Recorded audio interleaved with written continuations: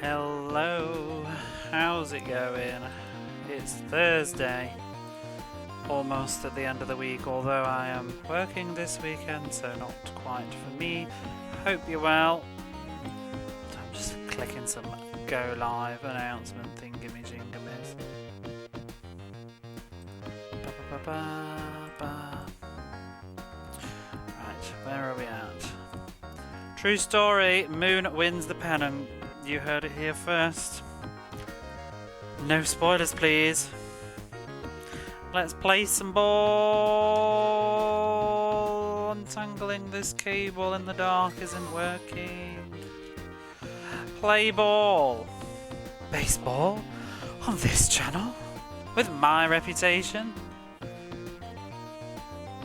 Okay, I already put the password in, which is already way better than yesterday, so we're actually ready to go. Now, is that possible today? No, it's not possible today, but well, we'll talk and just get on with it, you know. Let's go. I don't think it's possible today, but always time for the anthem, I say.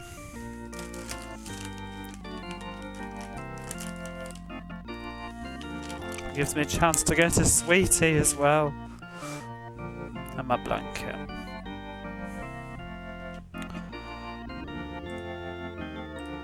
It's possible tomorrow. No, because I have work on Saturday, so I have to go to bed tomorrow. So I don't know.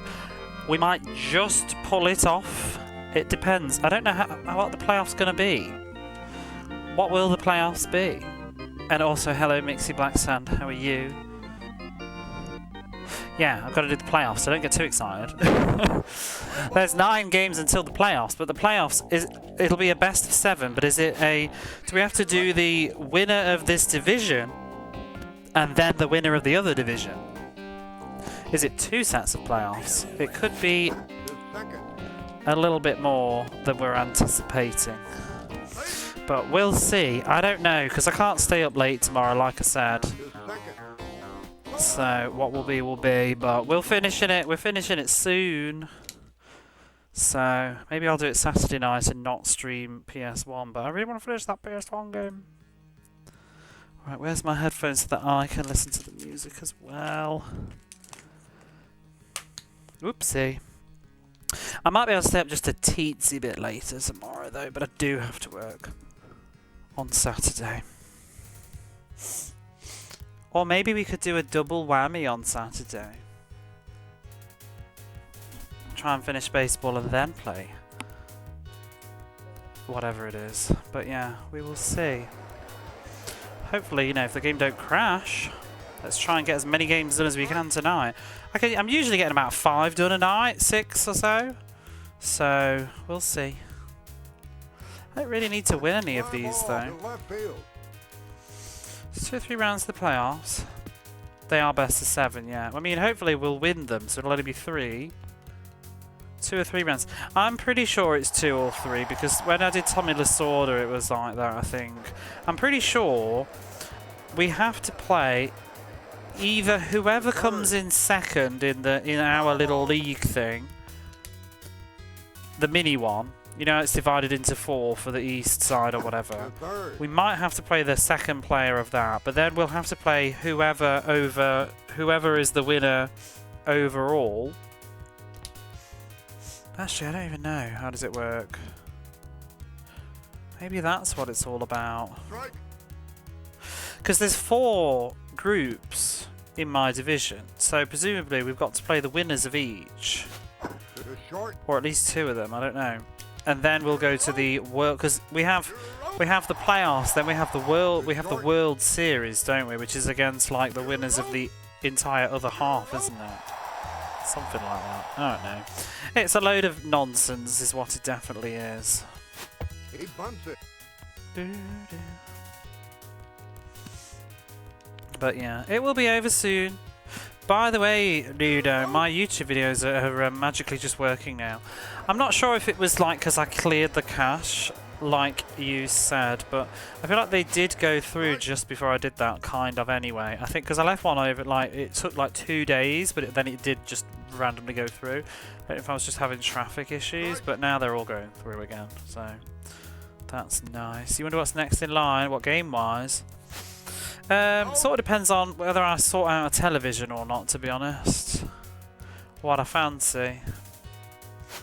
If I don't get television sorted out, I'm tempted to do another sports game that I don't care about. What, you know, I'm not too bothered about the image being not its best, but hopefully this weekend I'll have time to go look at TVs, but I don't see myself buying one this weekend.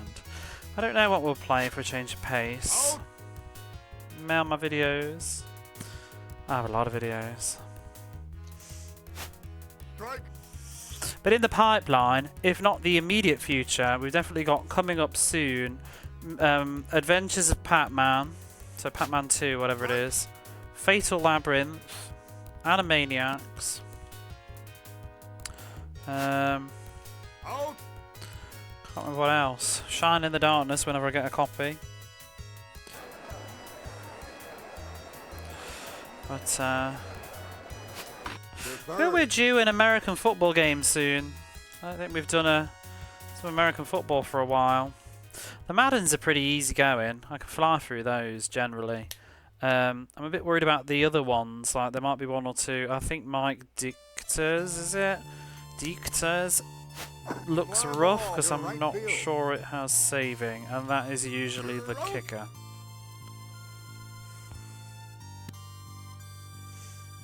Fly ball to right field. Animaniacs.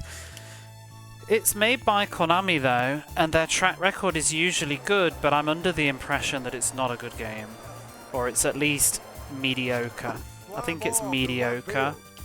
Because, you know, they did Tiny Toons as well.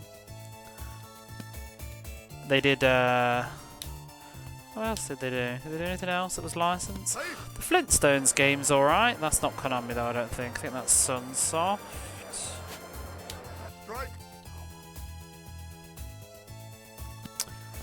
But, yeah, it depends. Strike. I think it helps to be Japanese developed, but they did Turtles. Oh yeah, I don't like the Turtles that much though, but yeah, a lot of people do, so I'll accept it. But I'm not really. I mean, I just don't like is not the right word, but it just. From all the hype that everybody goes on about, like Hyperstone Heist, and I'm also slightly aware that maybe the Mega Drive version isn't the best version of it, but when I played it, it was just kind of eh. It's not nothing special. It's just another beat 'em up kind of thing. It didn't really stand out. I thought it was very repetitive too. Like there wasn't much depth to it, and the bosses kind of were all just the same boss. Really, it just runs left and right, and you just have to bop it, dodge out of the way, hit punish, and that's it. That's every boss fight in that game. And it only had, like, was it 5 levels or 6 levels? I think it has 5 levels, and one of them is just a boss gauntlet, rehashing the bosses again. So I'm just like, this is very lazy. I don't know. I'm aware that I think the Super Nintendo version has a little bit more, but yeah, didn't think it was that great. And then the fighting game, I really thought that was rubbish. And that's the one that people definitely say is better on the Super Nintendo, I think. But yeah, Mega Drive version. Poo-poo. The Hyperstone Heist, though, I'd have enjoyed it with friends back in the day for sure. Because, I mean, this is the same person, you know, I say, oh, I really like Captain America and the Avengers. It's a very similar sort of thing. Honestly, Captain America and the Avengers isn't actually really that good. It's just that I grew up with it, and it's a vibe. Probably make arguments that Hyperstone Heist is actually better than Captain America on the Mega Drive, but I'd rather play Captain America because I think it's got more goofiness to it, and it's got more variety. But yeah, gameplay's not great, so I get it.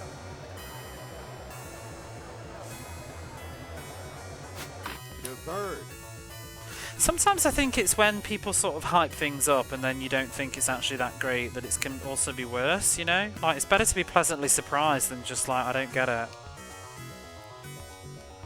But I was sort of aware because the Hyperstone Heist is one of those games that people are like, ooh, Hyperstone Heist, love this game, yeah, and I'm just sitting there like.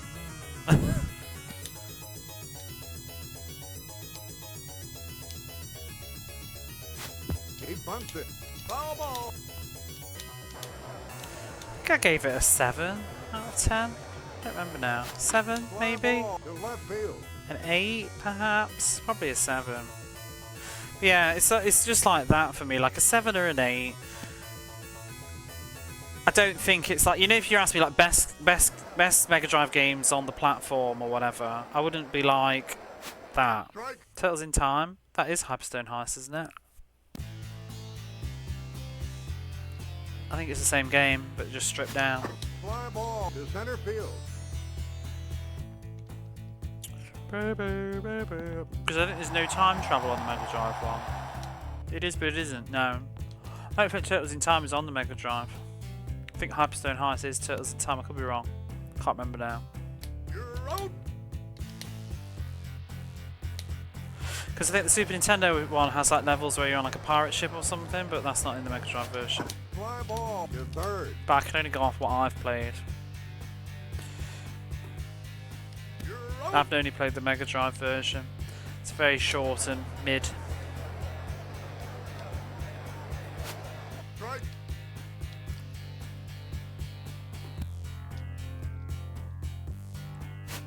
Strike. Google it though. I'm pretty sure that they're the same game, but just I think the SNES version is more faithful to the arcade.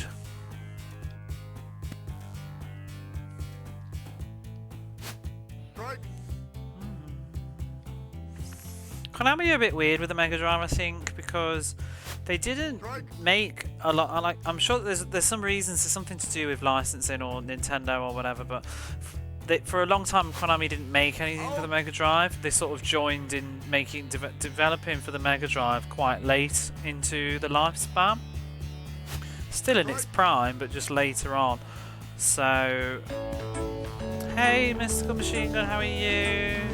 Thank you for that. Wow, hooly dooly indeed. 50 months, the big 5-0. How are you?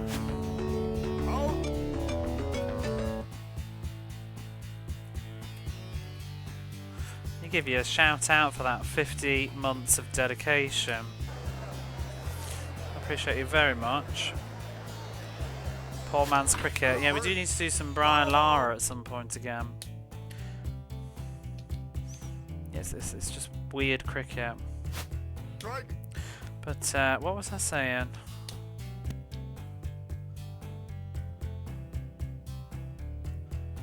Oh yeah. I don't like, when did Konami's first game come out? It's probably about 92. Was it Rocket Knight Adventures? Or it might have even been one of the Turtles games. But the majority of the games are all about 93-ish, 92, 93, 94. So I feel like maybe their early efforts, they didn't put as much into it as they could have done compared to the Super Nintendo. Because it seems like both the Turtles games that they did are considerably lower quality than the Super Nintendo versions. I think their first game was Rocket. I can't really remember. I'm just talking off memory right now, but I feel like it was one of the first. Quite like Hyperstone Heist on what? The Mega Drive. It's okay.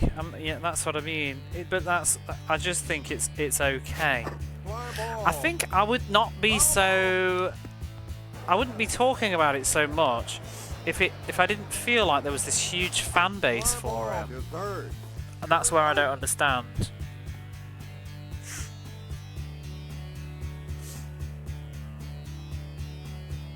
Your parents tonight with Hyperstone Heist. What, the Super Nintendo version? Fly ball to second. Oh, it's piss easy. It's really, really easy. I beat it on easy first, which was easy. I'd beat it first sitting, no problems, and then I thought, oh, much later on, because I changed my rules where I'm only doing default difficulty, because I did it originally like game 11 or something, I don't even know. But I revisited it last year, I think, so I had to play it on normal just to say I have, and I beat it again first Fly sitting. ball to left field. So, it's not a particularly difficult beat 'em up. Strike.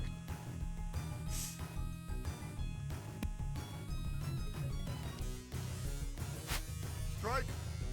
But, like I said, for me, my gripes are, it's like, I'm pretty sure it's 5 levels. None of them are especially that interesting. They're okay though, like they look alright, music's okay, it's pretty looking enough. But one level is just underground with like water everywhere, like a sewer, not a sewer, but like an underwater cave thing. And all it is just, I think it's stage 4, and it's just fighting some random mobs and then redoing the boss from stage 1 and then 2 and then 3 and then a new boss. And I'm just like, the game's only got 5 levels. Like, why are we rehashing the bosses again? Can you imagine Streets of Rage if it was 5 levels long and stage 4 was just doing all the bosses again?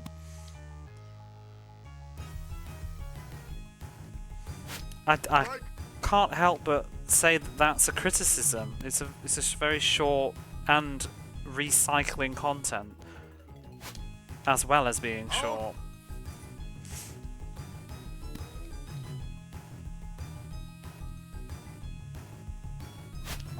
But it's okay as a video game, you know. There's nothing outrageously wrong with it. It just didn't blow me away. I think there's better beat 'em ups. Florence Prance is hard. Pair it with the Castlevania Bloodlines. And 2 more stages on that. Bloodlines is good. Bum, bum, bum, bum, bum, bum. Yeah, it needed more levels, and it needed bosses that weren't just the same formula.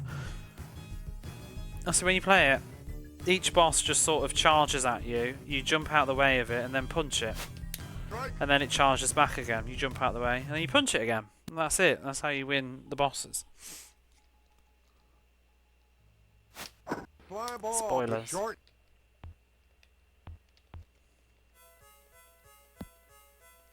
That's good music though.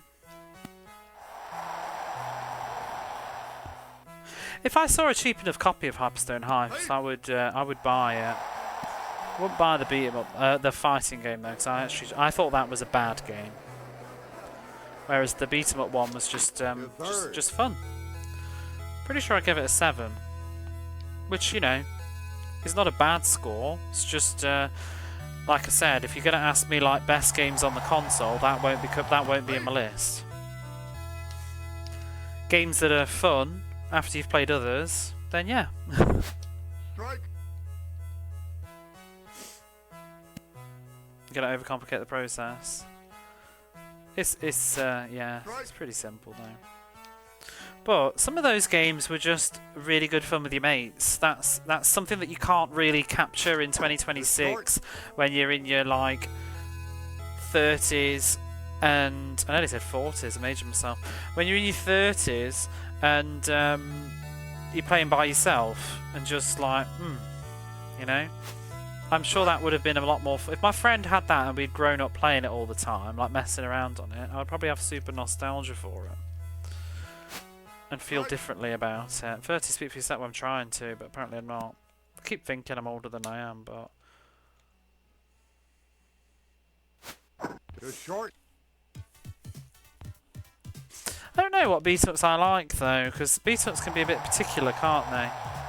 Never played Final Fight. I mean, I like Streets of Rage 1 and Streets of Rage 2. Strike. Is your favourite base, but I'm not even going to say the next. Sleeve, or is that a typo? Sleeve McDeagle. Who are they? Strike. Are they on my team? I've barely been paying attention to players, to be honest. Out. But yeah, I'm also that weird person that prefers Streets of Rage 1 to 2, and I know kind of objectively Streets of Rage 2 is better. I just think the first one's more iconic and has, I think, better music. Slightly.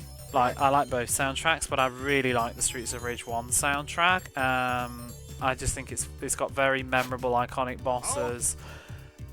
The cast are great. Blaze looks badass in that one. The first stage is just so iconic. And it's the one that I grew up playing the most. I did play quite a bit of Streets of Rage 2, but definitely was playing a lot of 1 first. Yeah, I've got no nostalgia with 3. Streets of Rage 1's music, it really is, yeah. I personally just think I think it's considerably better.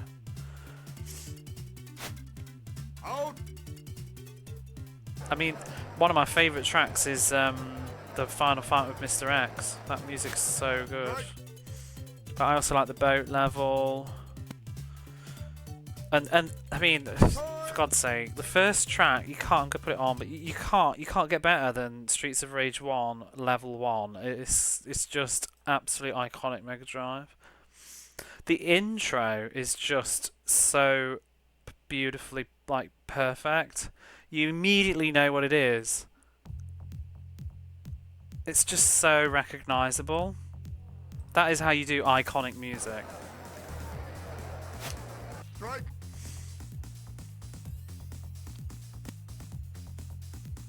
Oh, the beach level's good, yeah. I mean, it's all good, really. Don't think it's a bad track. Speaking of, unless it's unintentional. Oh no, it was intentional, I just put it on. Played more of Streets of Rage 1 as well. Yeah, exactly. Hello there, Bram. That up there for you.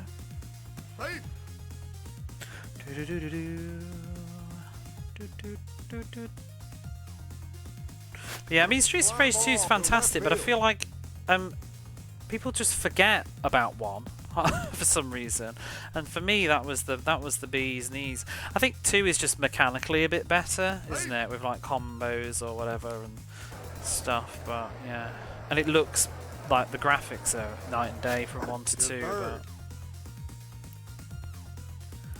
I'm that person like I always don't forget where it started. Same as Sonic. I don't like to downplay the importance of the original Sonic just because people prefer 2. Sonic is still really important. And the music is amazing. I think that soundtrack's sort of underrated too. Outside of Green Hill Zone. Like Labyrinth Zone is an absolute jam. You find it more predictable in Zelda? Yeah, I find myself wanting to play 1 more. The only thing I don't like about Streets of Rage 1 is the Blaze clones. I think they're garbage. Especially the second time round on the stage 8. Yeah, I know how to do them now with the strat, with the back hit, but it's really trash. Their AI is utter toss.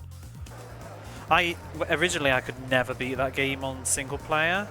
Maybe on easy mode, but I don't know. On normal though, I couldn't do it. It was only one of those that you could only do with a friend, because you needed your friend to like put up with their janky AI. More into that, yeah. Labyrinth Zone's so good. It just sounds like Motown. Out. And then another game is the Suikoden. I mean, most people talk about Suikoden 2, but I'm still of the opinion that 1 is an absolute masterpiece as well. But a lot of people almost like talk as if you could just skip 1 almost. Except for the character crossovers, but I think it's a really good game. You don't get sequels without originals, that's how it goes. I mean, sometimes sequels genuinely are better in every way. I'm trying to think what though. What games are better than their originals?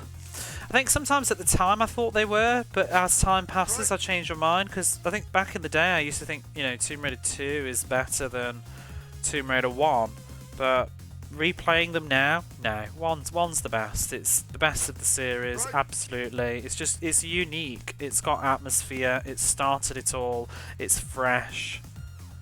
It's very, very original. You still never seen Terminator 1? Yeah, some people say Terminator 2 is better. don't know. I like both. I think I used to like 2 more, but I probably prefer 1 these days. Favourite character in 1, but it's worse. Yeah. Yeah, he's a cool character. It's a weird. I wasn't keen on Max. My friend used to love Max though. Clearly better. Yeah, I guess you could, but I don't prefer it. But objectively, it's better. Like mechanically and everything, but I don't know. I'm trying to think of a game where like the original's not actually very good at all, and the sequel is a huge improvement. Not where it's just like it improved on what was already great. Don't some people think Golden Axe?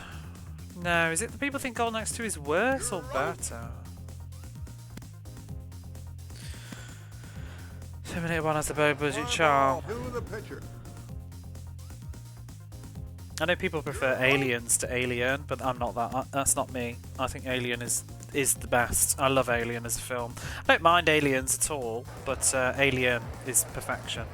I like thrillers, and it is a horror, but I also think Alien's a thriller, and I really love that kind of genre. The tension in that movie is so good. It's just totally different. It's very hard to compare the two, I think.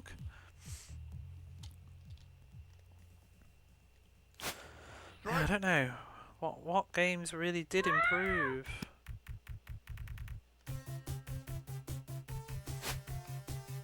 Oh, I totally read your comment wrong. I read Streets of Rage, not Street Fighter. No, you're right, yeah.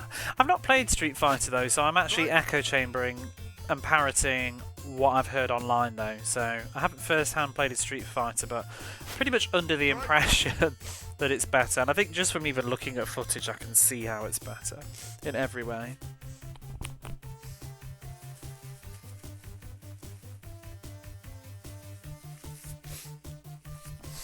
Yeah, I guess, well, some people won't agree, but I think Soul Calibur is a total night and day improvement on Soul Edge. I don't think Soul Edge is a bad game though, but it's wow. The 8-way run system just changes it for me completely. I love the 8-way run in Soul Calibur. It's like it's my favourite fighting game ever. It's gorgeous as well, and I love all the lore and stuff in the Soul Calibur universe. But yeah, it's a Street Fighter 1, your brain will short circuit. It's probably like some stuff I've played already though. I'm getting the impression, but I don't know. It's probably like things like, what's that one that I played that is it SNK did it? It's got see, I forget the names because they've got like 2 names and I can't even remember either of them now. What's the one that I've already played? You go through different levels and you place bets on whether who's going to win, whether you're going to win or you're not. And there's different endings depending on how much money you make at the end after you beat all the characters. It's an arcade game. It's got some bland ass name like Final Bout, but it's not Final Bout. It's like Fighting Street sort of. Can't think. And you only have one character. First. You're out. You're out. First. Resident Evil 2. You know what though? You're out. Resident Evil 2 is my favourite for sure, but I still think 1 is really good. Especially going back to it, like the more I revisit 1, the more I think it's really good. It's just so it's originality. It's just iconic and Streets of the Fighting, something like that. Dynasty Warriors. Never played those. It's really bugging me now. Final Bout? No.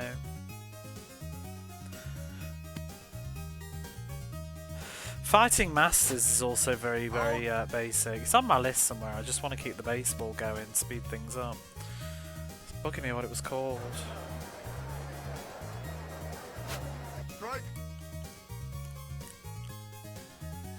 Uncharted 2? Oh yeah, Uncharted 2 is, but the thing is though, I still think Uncharted 1 is still a good game. I'm trying to think of one where the original's not a good game, really, like very below average. Because like Uncharted 1 is an absolutely fantastic game, and then 2 just said hold my drink, you know what I mean? And like I'll just do this all but way, way, way, way better.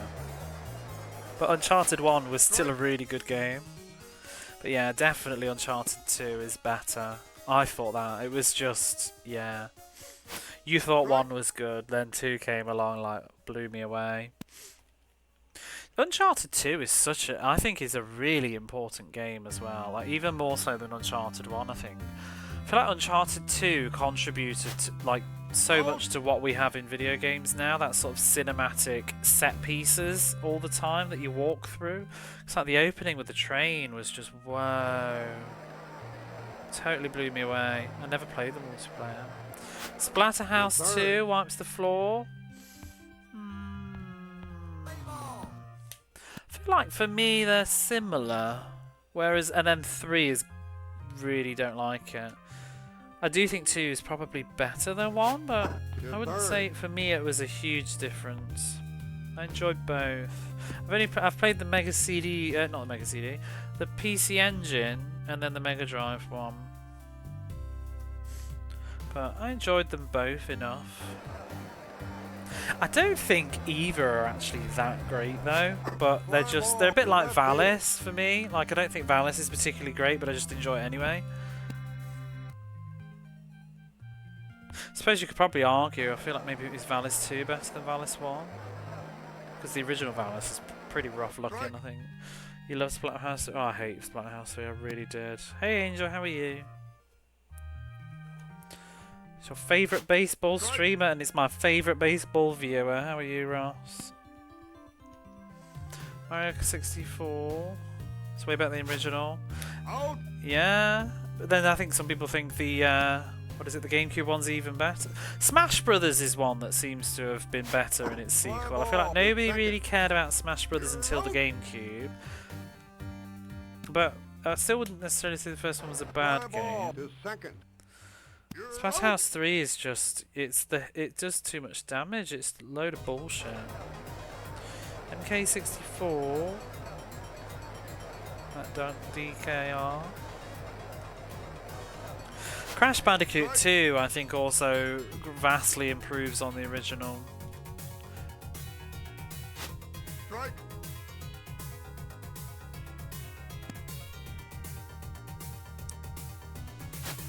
I think Street Fighter 2's been the best shout so far for me. I think Street Fighter, I haven't even played Street Fighter 1, but yeah, I think that is the obvious improvement. I suppose Thunder Force 2 is a bit different from Thunder Force 1.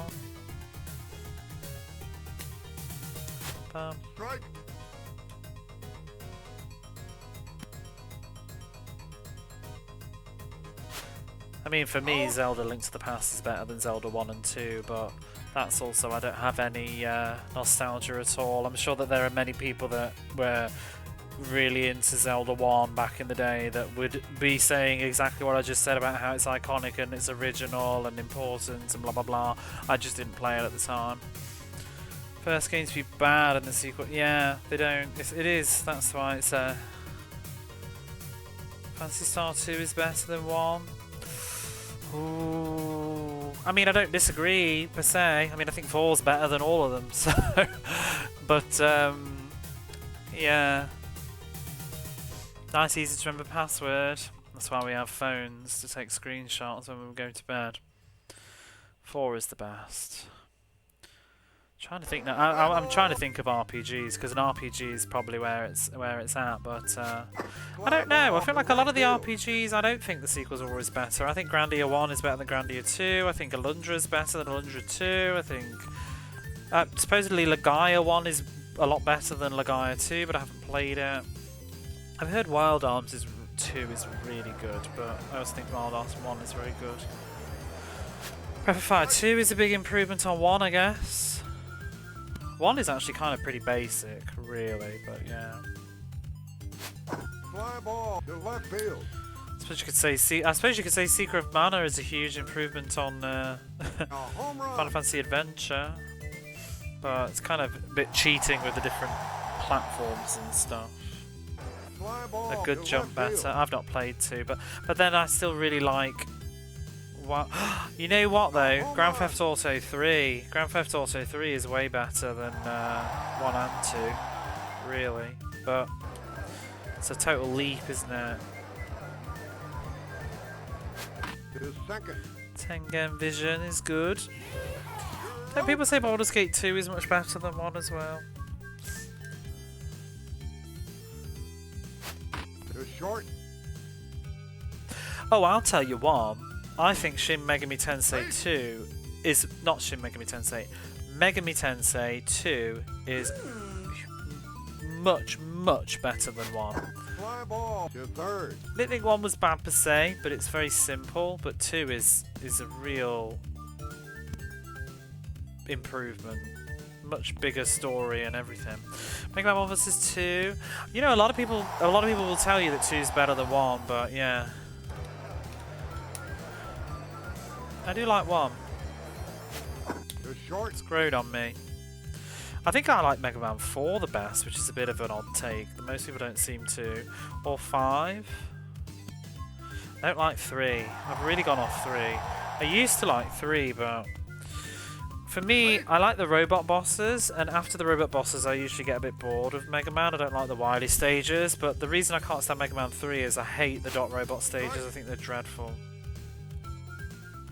You ever tried Mega Man?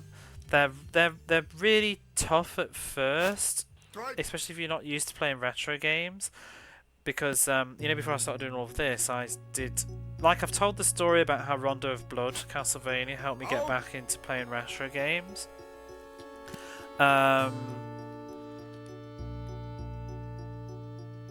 Mega Man was also a part of that because I got the collections, and at first I was like save scumming them using the in-game save stuff, and I used the rookie mode I think as well to have loads of health, and I powered through them all that way, and I ended up just thinking they weren't really very good.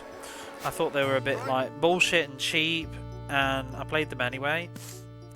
And then, I don't know, I was like watching someone streaming them. I was watching a Japanese streamer streaming them, and it just made me want to give them another go again, because I was watching them going through the whole process and trying to beat them all, and I was like, I want to have a go, like, while they're playing, I'm going to play. And I put the first one back on again, and I was like, I'm not going to save step, I'm not going to do anything, and I started just playing them again, and eventually I started to get quite good at it, and beating some of it, and then I thought, you know what, this is actually a really good game, and I was just not playing it properly at all.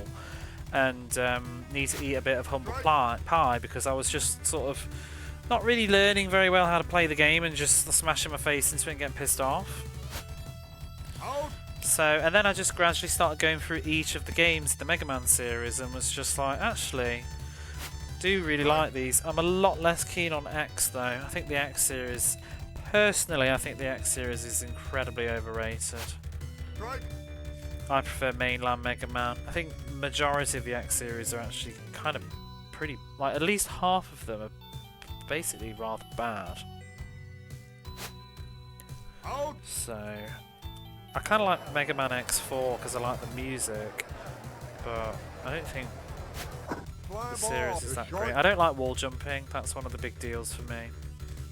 That's what you've seen games that you would have never had the patience or interest to play. Yeah, makes you like either never want to try. Fly ball to short. Really about to deliver platformers. Live watch Angel do them though. A good series. They did, but I'm still trying to find one where the original's bad. Because a lot of sequels like sort of technically improve. Short. But I still do really like the original Pokemons though. I haven't played the later series.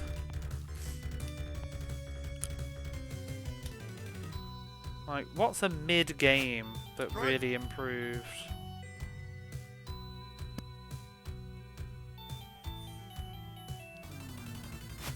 Fly ball to center field. I feel like there's something like a platformer. I mean, Era the Acrobat, I guess, because the first game is dreadful and the second game's like passable. So there you go, Era the Acrobat. Fly ball to center field. Strike. You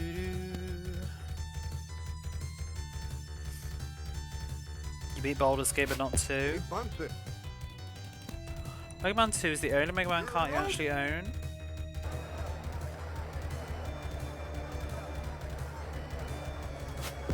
bunts it. Oh, here's one for you. You're out. Here's the one for you. Ghouls and Ghosts versus Ghosts and Goblins. Strike. I've actually not really played much of Ghouls and Ghosts though, so let me know if you have. But I remember I tried to play it and I think I turned it off after about a minute because I was just like, ugh. Strike.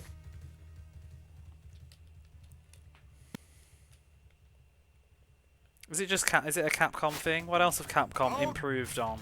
Breath of Fire 2? Strike.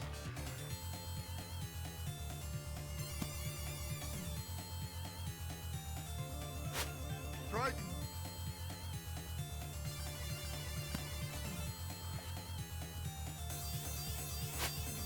Out.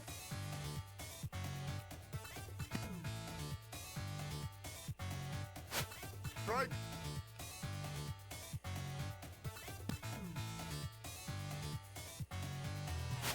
Strike. Ghouls and Ghosts and Ghosts and Goblins. Ghouls and Ghosts is the one that's on the Mega Drive and the PC Engine and arcade. Ghosts and Goblins is the NES.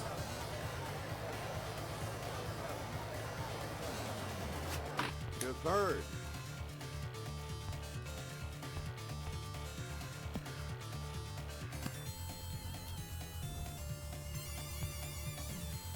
I suppose you could make arguments for Shinobi, but I wouldn't necessarily say Shinobi was a bad game. I haven't played it, but it feels like the popularity is in all the sequels, not the original. Strike.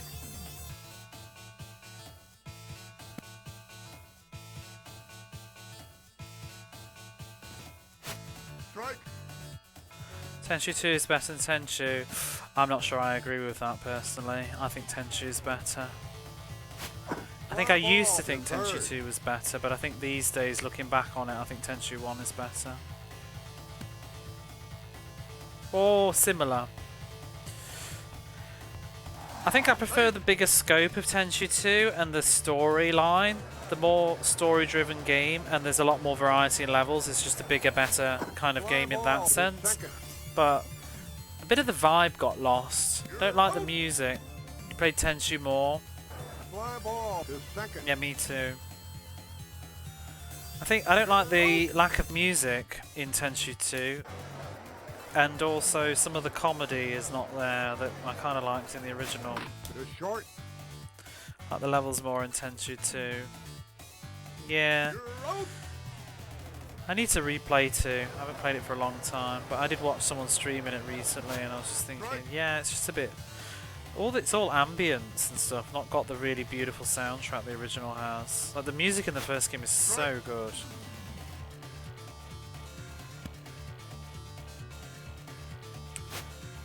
I like the hammy sort of cutscenes and things.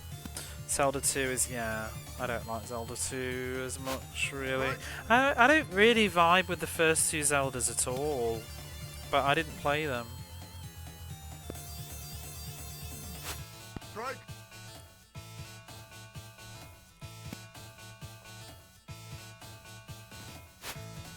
Out.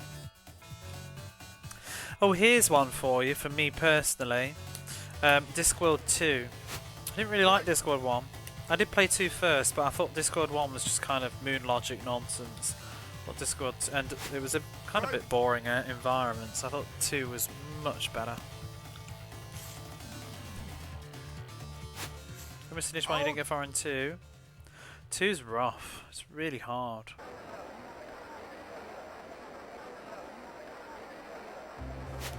To third. Hey. I wonder if Warrior of... This is from Warrior of Rome. I wonder if Warrior of Rome 2 will be better than 1, because 1 was pretty dreadful. 2 looks way more complicated and like a real proper strategy game.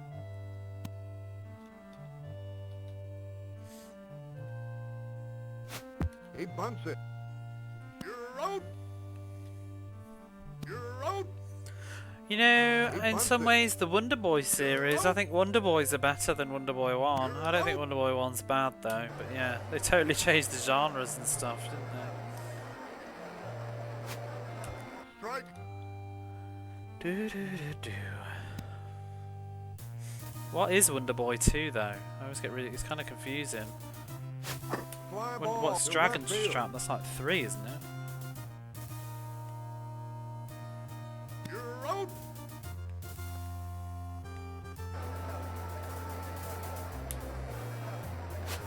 Strike. Should be asleep. Curse my engaging conversation. I'm sorry. I'll switch to more boring conversations. Strike. Been getting my tax return stuff ready today. Out. To do some tedious adulting. When I got home from work, it was very annoying. Strike. You know, I've only ever played Guilty Gear. Strike. I wouldn't mind actually revisiting Guilty Gear because I grew up with that one a little bit. My best friend had it, but I've never played any of the others. Problem with me with those games though is they don't really have much to do as a single player experience. Strike. That's why I always like Soul Calibur, because I think Soul Calibur managed to nail single player content. It's one of the few fighting games that actually thought about single player. Strike. Guilty Gear sounds like a bondage brand. You should see it. It's not that bad, but yeah. I was like the guy with the white clothing. I don't remember any of the names anymore. Does he have a massive sword? It was a really pretty game at the time. I really should get Guilty Gear because I'd love to revisit it. I'm sure it's not very expensive. Another one I want to get is Bloody Raw. I used to play that too. But now it sucks, it does. Fly ball to center field. So Chawaniki 2, I mean, yeah, can't remember which one it is. Might be the one I was playing. They all have different names.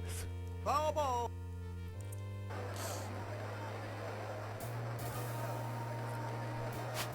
Fly ball to left field.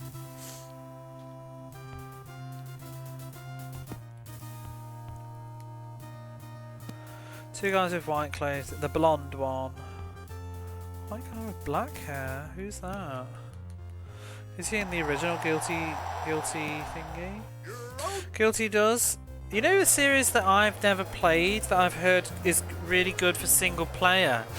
Is what is that one, the high school thingy called? Justice League High or something?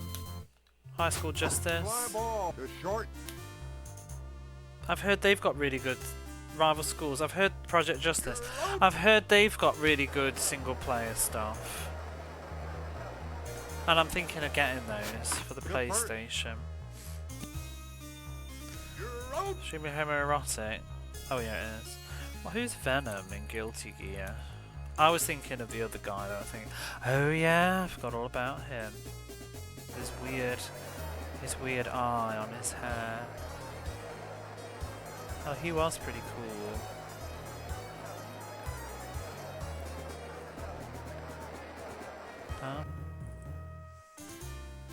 He was on the PlayStation 1, wasn't he?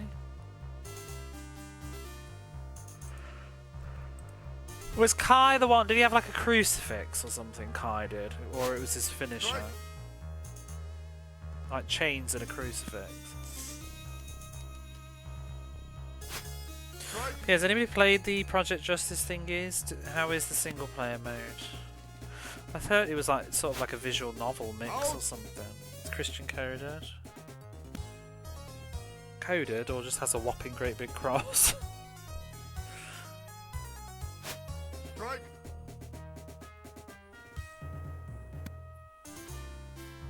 Subtle. Isn't he like wearing a priest robes? With like a big cross on it as well. I played single player. The first Project Justice, I suppose. I'm sure she never had it. I'm pretty sure there's some good stuff in it, because the reason I came across Project Justice was because I was listening to a Dreamcast playlist and one of the tracks in it was really good. Strike. Now that I've got the Dreamcast like streamable, I want to go through Soul Calibur and I'll probably stream some of it, because I used to love that. Out. I don't know how fun it would be to watch, but I might do it anyway. I used to do the Soul Edge mode, the Soul Master mode, and Soul Calibur 2 as Fly well. ball to first.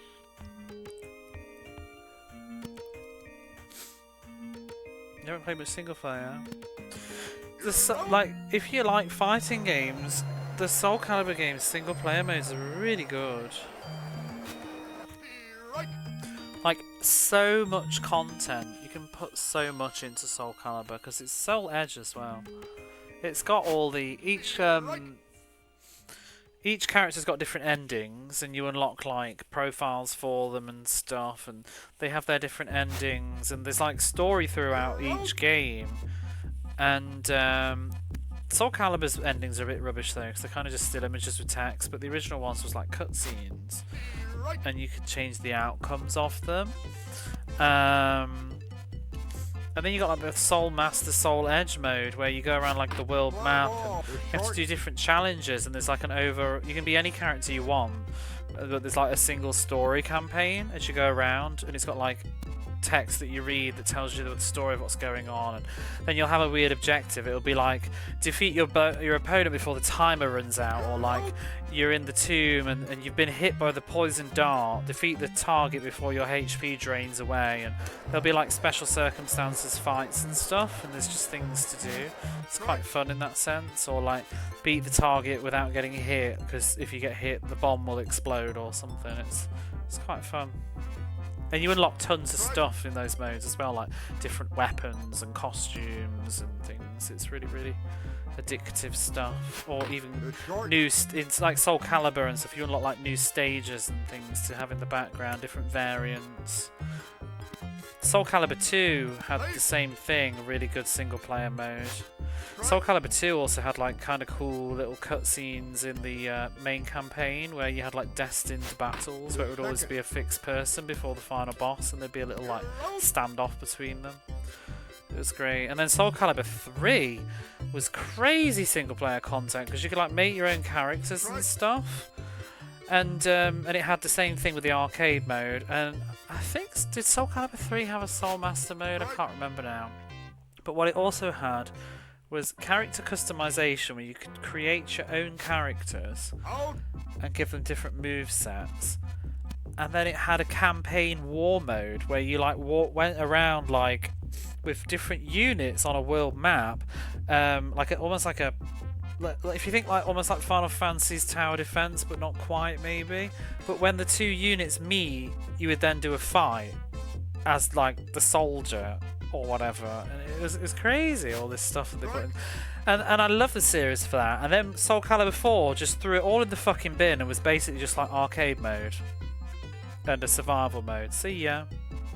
I was just like, what are you doing? What? And then I think people complained all about that, and then Soul Calibur 5 they brought back like the story mode things and stuff. I haven't played 6. I didn't play a lot of 5, to be honest, because I got so sour about 4, it sort of put me off the franchise a bit, but I would love to go through them all again. So it was absolutely my favourite. I loved all the character designs, and my favourite was Ivy with the sword. The sword whip is such a cool thing. You know, like Bloodborne has the cane whip? Ivy's sword whip, so good. About stuff talking about so much, maybe you should give it a try. You should, I think it's really good. I mean, I'm not a big fighting person, so maybe as hardcore fighters will be like, oh, actually, it's not great, the juggles are bad, or blah, blah, blah, blah. I have fun. That's all I can say. World Tour. It was fun little things to goof around on. Soul Calibur 2 on consoles, really good for single person reboot. Yeah, I spent forever playing Soul Calibur 2. Reboot that changed the roster. Yeah, it had some of the kids, the older characters' kids in it, didn't it? But it still seemed like a step back in the right direction, because it actually had lore and story again. Because Soul Calibur 4 was just non-existent with its storyline. Just some random villain person you'd never heard of, just had a big ass tower or something.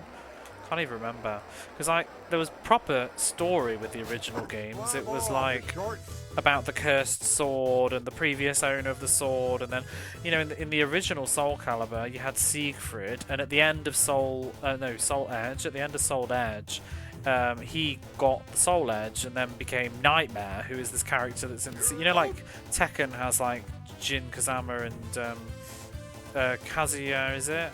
Mishima and Devil. That sort of a kind of thing. And then Soul Calibur was about the other sword, and it was just good stuff.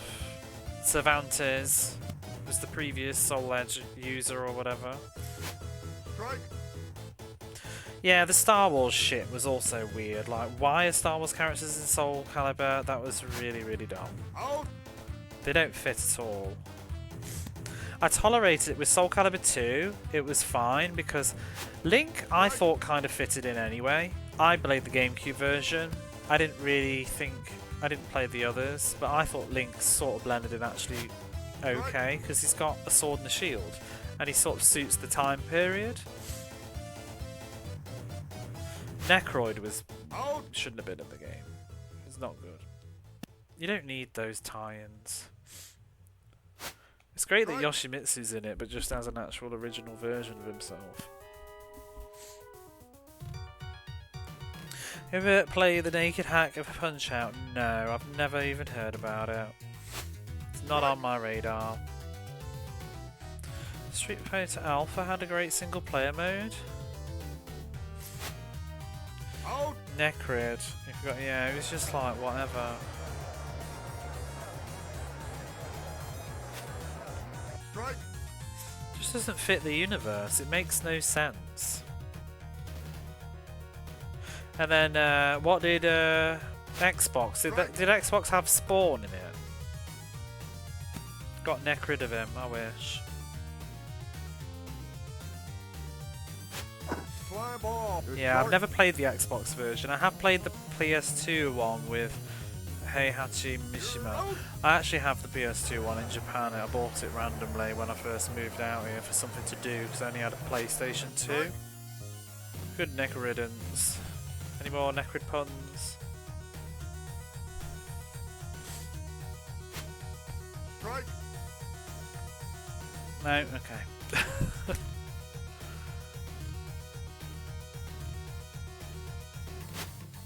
Out. I mean, Marvel vs. Capcom 2 had a lot of stuff in it, but I'm not sure it was necessarily great content, but certainly unlocking all the stuff was things to do. Necrid was Todd McFarlane, yeah. They just did a crossover, and Necrid was in all 3 versions of Soul Calibur 2, but Spawn was only on Xbox.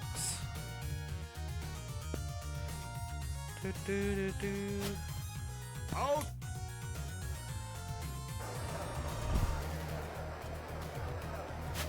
Strike. Soul Calibur 5 had who was it in it? Was it Altair or Ezio from Assassin's Creed was in that? But I don't think he didn't look too out of place. Out. I don't mind the collaboration too much if it feels like they fit in the universe a little bit. Because The Witcher is in number 6, isn't he? And again, he fits in the universe too because it's like sort of swords and medievally kind of a game. So having Assassin's Creed, it kind of works. He uses the sword. Geralt also looks a bit swordish, you know.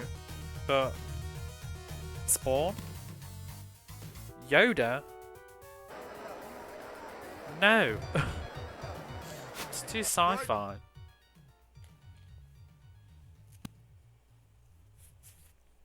He could potentially be there. They did that with the other characters, didn't they? I think Link was there because of some portal dimension thing, but yeah.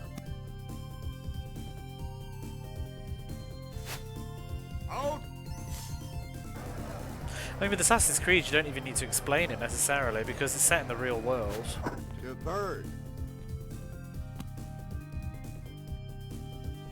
You're out. You thought it was buns? What do you mean by buns? I can't even work out if that's good or not. Strike.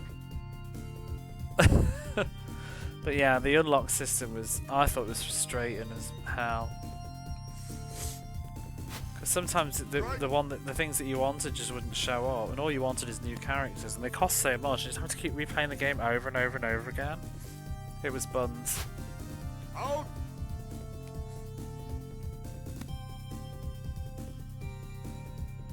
I'm assuming too. There's a load of bomb. You're out. There's a lot of bottom.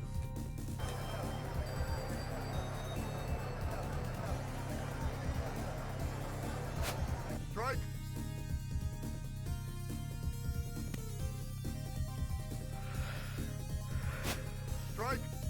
So a lot of the games that I used to play, it was ass.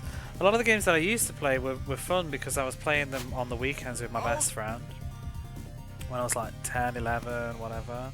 He used to come over. He owned most of the games or rented them. I never bought them. I had the Soul Caliburs, but like all the Guilty Gears and the Bloody Roars and the Star Wars Terrace Cassie and all that stuff were all his, and he would bring them down and we would play like all weekend. I think he had Tekken 2 as well. And we used to play them all the time, and we used to make up like little storylines and stuff with the universe lore, because did it with Eternal Champions too. I remember on the Mega Drive. You know how it was like the equivalent of playing with action figures, but just in a video game. We used to make storylines up, and whoever won, it would like decide the story. Sometimes we would fix it because we wanted the story to go a certain way. I remember playing like Tekken and being all like that, and we were doing a whole storyline with like Kazuya like fighting Jun and then changing into like Devil and Angel, and imagination running wild. Bloody Raw 2. Out. Bloody Raw about Gordon Ramsay? No, it's about animals that kind of look like people.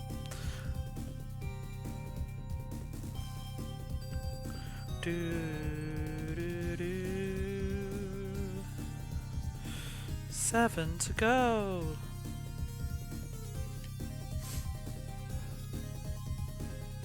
Who was at least fun to play? I liked it. I used to like being Alice the Bat. Play ball. Third. I do want to get that back in my life because I haven't played it in forever. I don't usually buy fighting games because, like I just said, they're not really very interesting as a single player thing, and most of them don't really appeal to me. But the ones that I grew up with, I definitely do want to get back again. I don't really have any of them. I've got Soul Edge and Soul Calibur 2. I want to get the GameCube version of Soul Calibur 2 though. That's really where it's at. To the short. Because all my stuff are PAL copies and back in the UK. I think I need to... Do I have Soul Calibur 3 in Japan? I think I do. How bad is it when you don't even remember what you've got? Can't even see now. Where is... I'm trying to look at my shelf behind me without yanking all the cables. Soul Calibur. No I don't. I thought I did. No, I don't have Soul Calibur 3 in Japan. Well, actually, I think I do have my PAL copy, but I can't play it. Ball.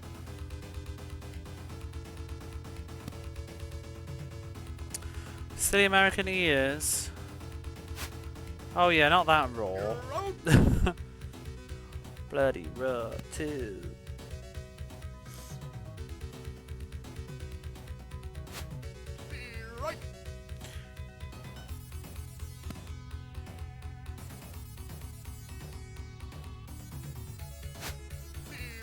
I need to get Soul Calibur 3 then, because I've got 4 and 5. I need to get 6, but I kept hoping... I can't remember, didn't they do a complete version? Because I didn't want to pay for all the DLC. Hey Smudgy, how are you? We're talking fighting games. Well, we were originally trying to talk about what was a sequel that was better than the original, because the original was actually bad. And it went from Street Fighter 2 to where we are now. You're out.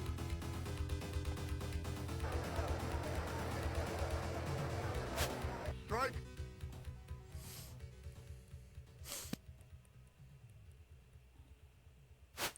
Strike. You gotta run some errands.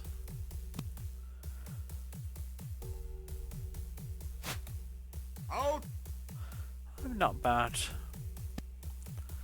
I wish I wasn't working this weekend. I'm pretty tired. Strike.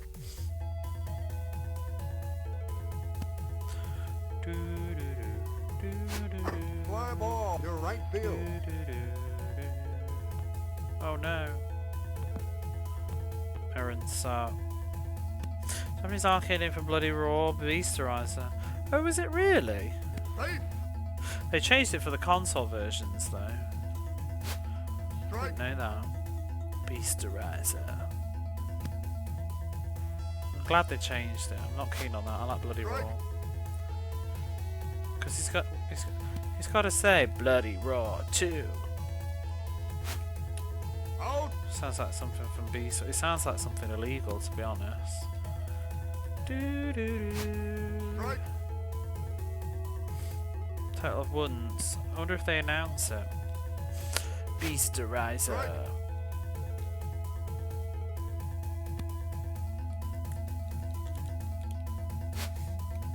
Out.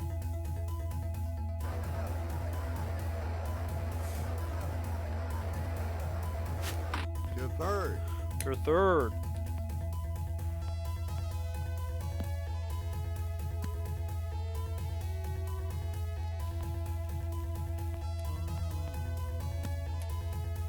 I fancy the game that's on the PS1 at some point. I don't know why, and I can't remember the name now. It's something like Evil something. The Japanese name's like just some nonsense made up word. Like El Shadelion or something. I don't know. Evil You're out. Seal. It was released in North America. Beat them. Strike. Evil Zone, that's it. There you go. I love how you knew what it was. Don't tell me it's actually a word in another language. Probably is. Now that I'm looking at it. To short. Thought it was Air Guys. No, I remember that one. Air Guys. Echo, echo, echo. Strike. God bless the ring.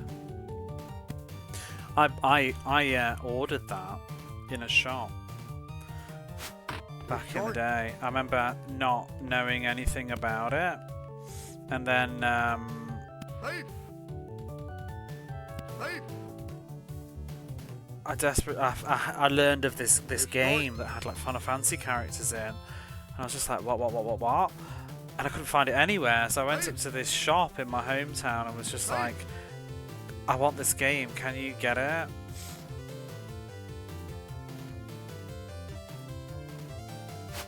Strike. And they ordered it, and they finally got a copy in, and I went in all the way into town again to like see if they got my copy in, and they were like, yes we have, and I was like, ah! So excited. I think I paid £20 for it. Fly ball. That had to some good third. single player stuff too. Well, good with inverted commas or whatever, but yeah, the Deep Dungeon, was it Fly ball. To third. like the roguelike mode on it? You got Air Guys wasn't on your list of things to get. I'll revisit it at some point, but yeah, it wasn't a great game. Strike. And the finesse has English things in Japanese. I don't really see it in a novelty way personally, because it's Strike. pretty normal to me now. And a lot of what people tend to write online is Out. usually wrong or exaggerated. Strike. Do, do, do, do, do, do, do. It's just language to me. It's the same as saying like karaoke, which is not right, really. I still say it like that though because I'm used to it in my own language now. Strike. Can't reprogram my brain. Karaoke. Strike. Tokyo. Osaka. Shit, I just won a sealed copy of Geist. I don't even know what that is. I do have Police Notes on the way though, finally. Fly ball. To left field.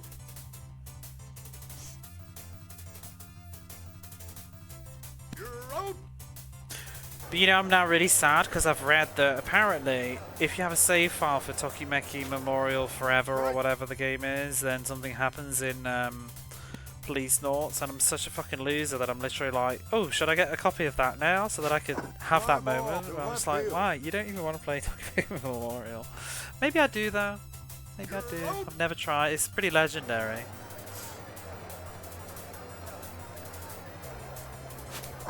First. I got the Saturn version.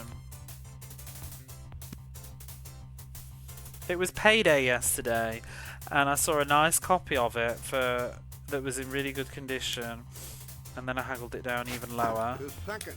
And woohoo! You're out.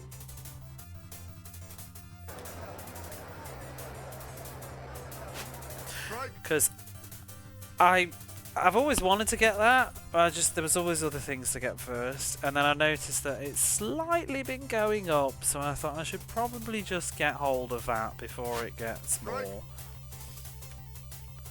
I paid like 4,000 something yen for it. Out. But I wanted a nice copy of it because it's like the whole book thing and that comes along with it. But I still need to get Snatcher.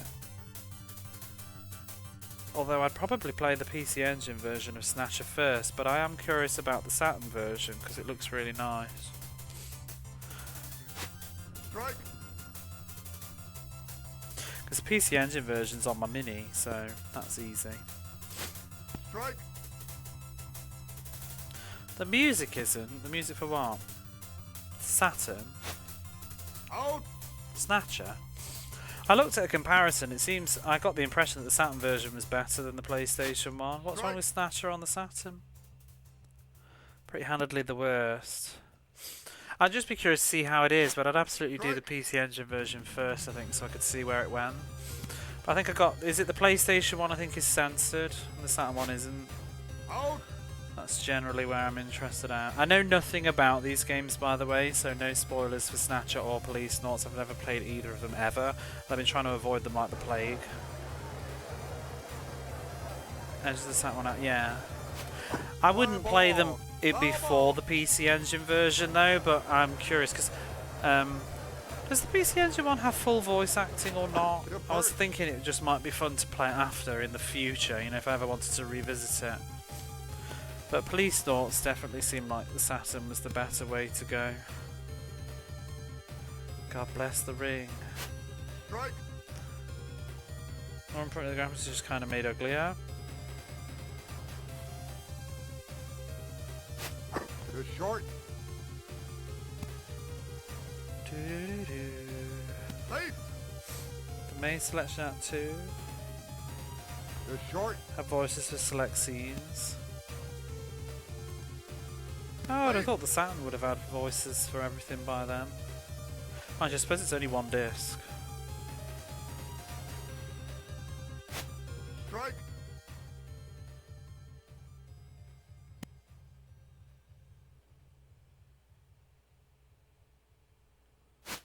Fly ball to left field.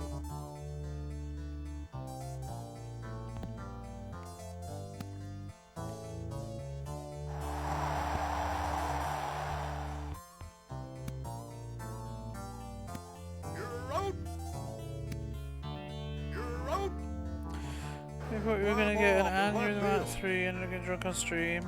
Well, don't tell me anymore. To first. I really should just sit down and play Snatcher sometime. It's just...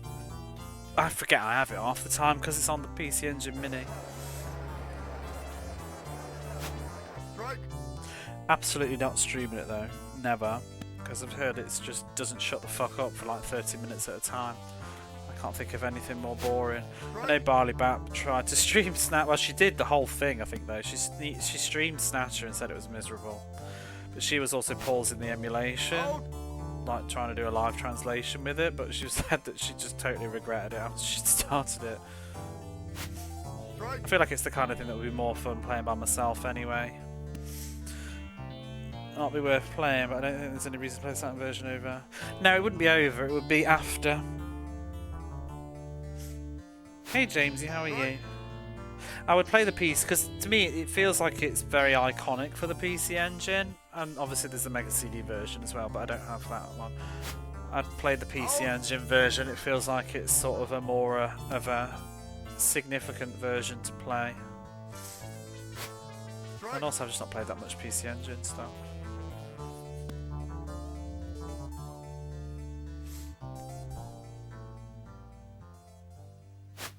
Strike.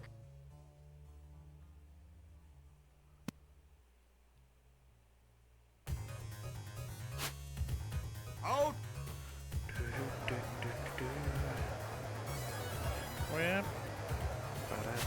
Strike.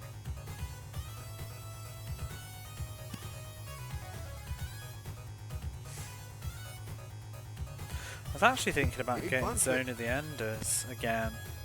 So I've only ever played the first one, I've never played Anubis. I haven't played a great deal of Kojima's games, to be honest. It's one of those things, I'm not really part of the fandom. I don't gush over his stuff. I'm not super obsessed like whenever anything is announced with his name on it. I really like Metal Gear Solid. Played it loads back in the day when it first was new. Played Metal Gear Solid 2 later in life. I enjoyed that. Why are there two versions of Anubis? Are you on about the HD remaster, or are you on about the... Is there one on the Game Boy Color or something? He bumps it. I like Metal Gear Solid 2. Didn't really get on with 3. Hey, Matt. Wait, I said Jamesy. I'm so sorry. It's because you were purple. And you don't usually use that emote. How are you, Matt? Strike.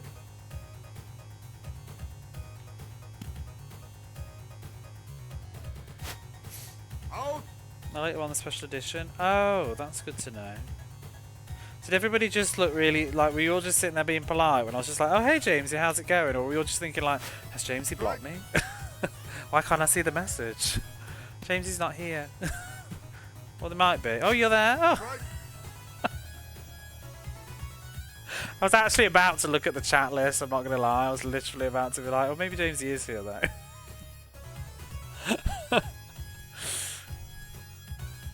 Well, hello. Out. Should I just start shouting random people out? Strike. I can't think of anybody now that isn't already here. I was going to say, hey Techie Rob, but I think they were here at the start of the stream. I can't remember now. Strike.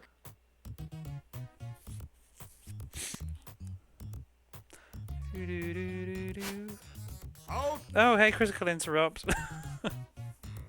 Were you here before? Luna, you've changed your name purple. Are you trying to fuck with me on purpose? You're green. Stay green. Fly ball. Anyone else need shouting out on? Are you here? Am I here? Fly ball. Your right field. Do.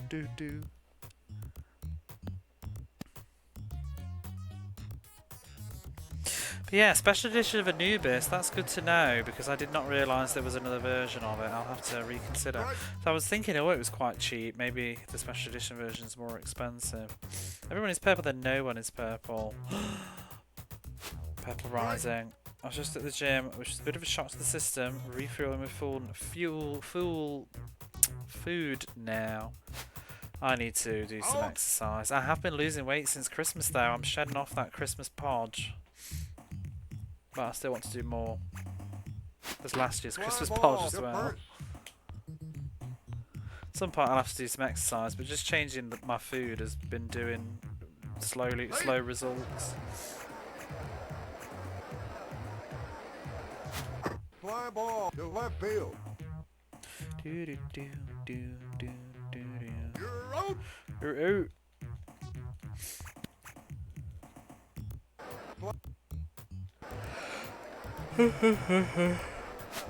Strike.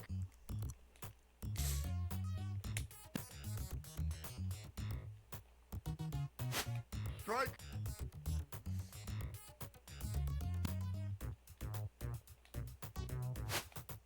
Out.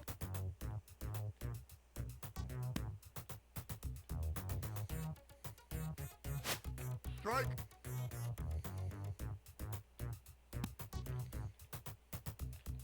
Slowly shedding the holiday ham. It's last year's holiday ham as well, though. Strike. Like, last year I was shedding it until a certain point, and then I just sort of stopped again. So, like, half of what I didn't shed, it just got added to again this Christmas.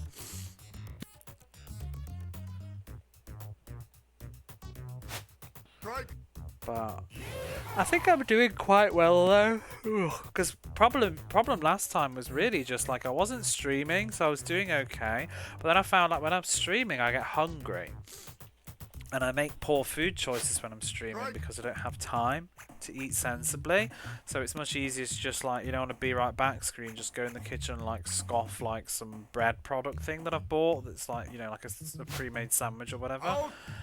Or like some crisps or whatever's just lying around, instead of, you know, sitting like and cutting up an apple or something like that, which I would do if I wasn't streaming, which is just as satisfying but takes more time to sit down and eat. Bread product, yeah, I can't think of how to, you know, like Japan has just a lot of bread stuff in convenience stores and things like that, and they're quite good to just have on the go when you're trying to stream. But yeah, like tuna bread. But I've sort of changed this year because I think of how I've changed with some of my food. It's usually weekends, late night snacking when I'm streaming, that's the worst bit. But like the last couple of weekends, I've really not been eating while I've been streaming. I've been trying to eat better and not eat junk snacks. And I'm finding that the eating better part is actually just leaving me fuller. Yeah, I get hungry when stressed. Sometimes I get hangry is actually what I get. Like when I'm playing a really stressy game and it's like 2 in the morning. Sometimes I just want to go in the kitchen and just eat something because I'm mad.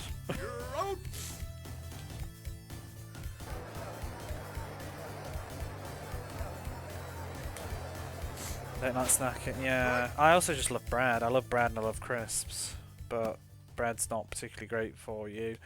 Too much of it anyway. And crisps, I'm starting to realise crisps are the real villain in my life because they're.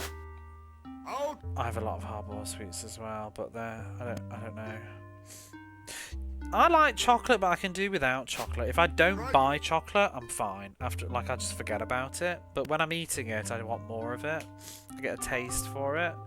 But crisps, I'm feeling the same way too.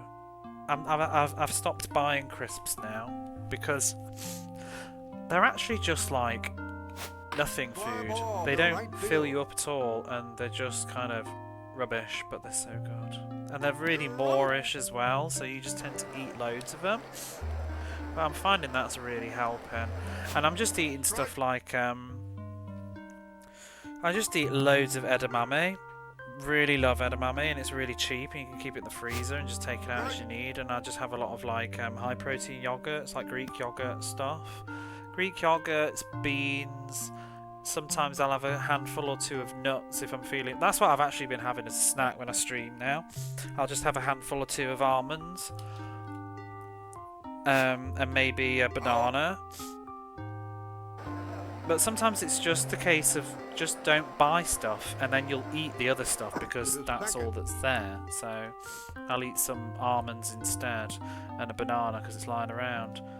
But I'm pretty much, especially in the week, I'm pretty good at just sticking to meals now, and I don't really snack in between. I have like like on a working day like today, I've had a bowl of cereal this morning, like brown flakes with like dry fruit bits and whatever, Kellogg's thing. Had that this morning, and then for lunch I had like 2 kind of bread rolls with some ham and cheese and lettuce on, and a little bit of leftover edamame, and a oikos. Oh, it's really lovely. I've got at the moment we've got the. Do you know Oikos, the brand? They've got these like Greek yogurt things. They have at the moment they've done vanilla and pineapple, and it's really nice flavour. So then I've had that for lunch, and then I've come home from Oh, I did have a couple of biscuits actually, because we had some, like, there's a souvenir at work, somebody brought some in, so I had a couple of biscuits, but not much. Maybe 2. And then, I've come home from work and, what did I have tonight? That wasn't good food tonight actually. I had like 3 hashed potatoes, an entire carrot, and some peas and corn, and 3 pieces of broccoli, and then some like chicken nugget things, and this like chicken tempura thing that I bought that was frozen, and I don't really like it, so I was trying to mix it with the chicken nuggets because I can't eat too much of it because I don't like it, but I don't want to waste it. It doesn't taste very good after like a couple of pieces. And then that's it, and now I feel just totally satisfied, and I'll just go to bed after this. So, but there's been no oh, actually today ain't a good day. There's one good example. I did actually have a Galaxy Ripple after dinner.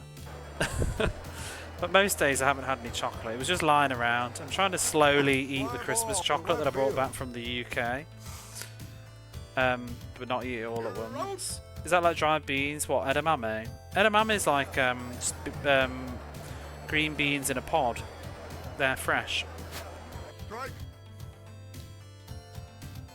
They're really good. I was asking my friend back home in the UK if you can get them there, and they seem to say like not like you can, but it's not cheap, and also you don't really get them frozen.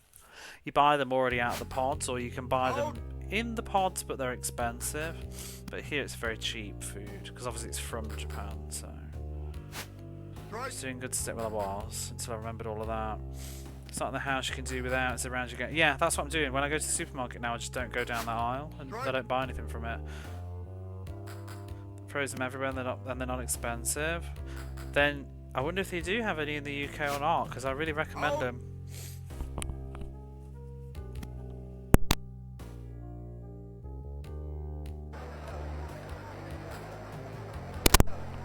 I have.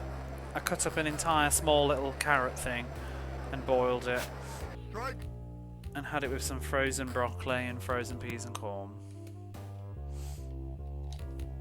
while I was trying to do my tax stuff, because at least that stuff can just sit in a pan and boil.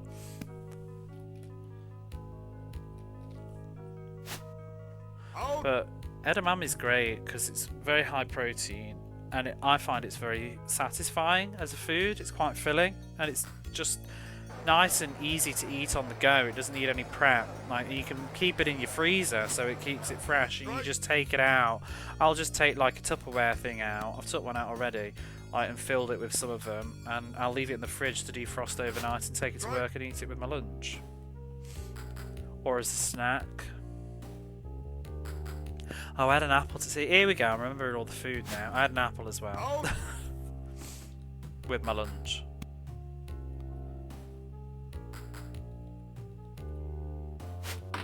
Second. Oh, and 4 dates. Oh, and a big fucking cake. Yeah, I forgot about that as well.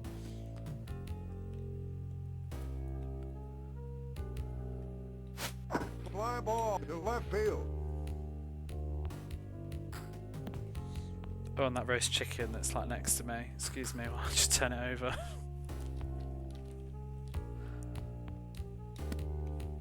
I have been getting into dry fruit a bit more, and I know that like even my friend who's like a fitness trainer person, she knows a lot about nutrition as well. She was saying to be careful with the dry fruit because, you know, it's very high in sugar and fattening or whatever, but I think about it as like a replacement for chocolate. I think it's a healthier alternative to, like, if I want a sweet fix, I'll just have like a couple of dry figs. At least it's like high fibre and a bit more of a natural.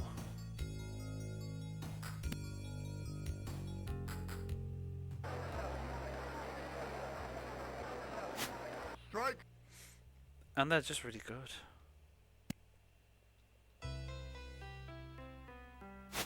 Strike.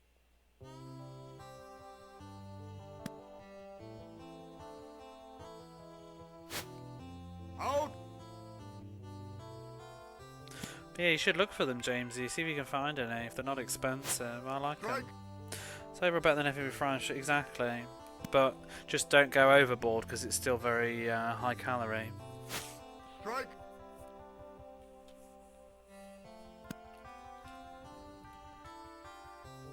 But, you know, a handful of figs is going to do you way better than a chocolate bar.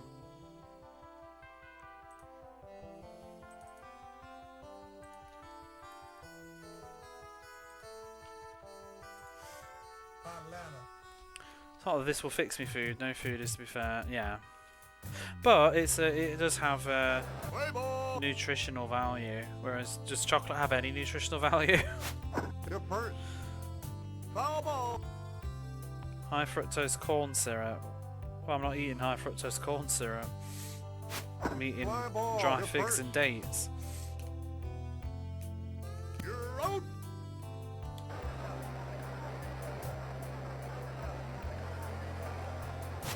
Your third. Use that 7% sugar.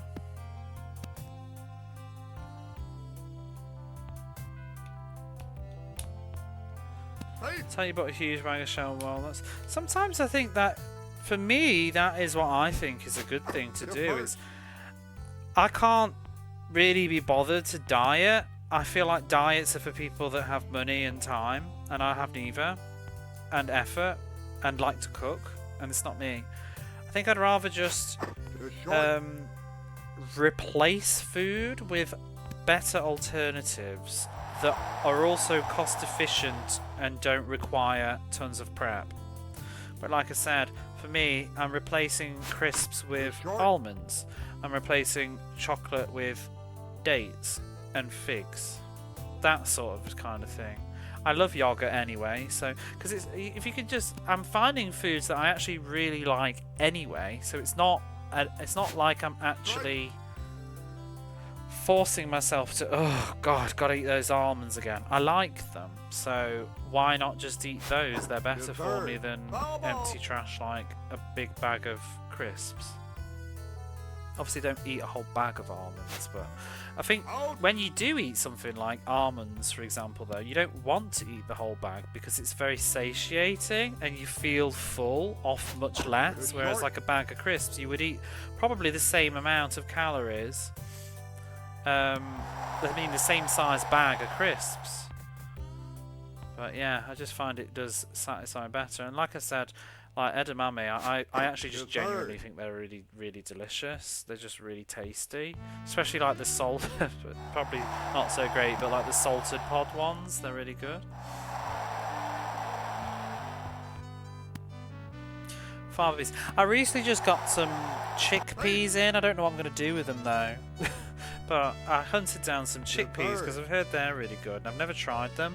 I always associate chickpeas with Big Brother in the UK because whenever they didn't get the shopping budget, they always had to live off chickpeas and everybody was moaning about it.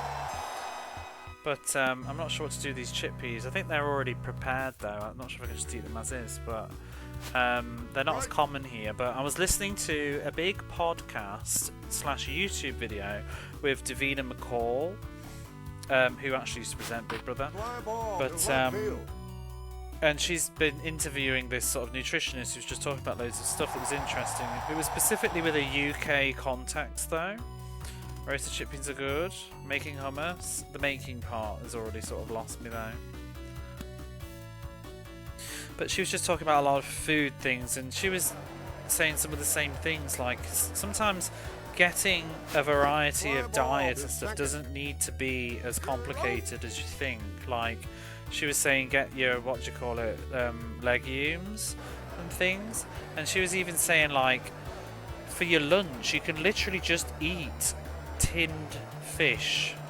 It's okay. Do you know what I mean? Like not everything has to be like prepared fresh in the kitchen, but like eating some tinned sardines with a salad or with some beans or whatever. I've actually bought some tinned sardines now because I've never tried them. I'm going to end up thinking they're disgusting, but yeah, we'll see. I mean, I live in the land of fish, so.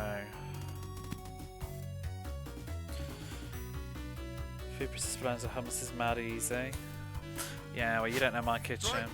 I have nothing. I have like one stove and barely any space to do like food prep. Blender, don't know her.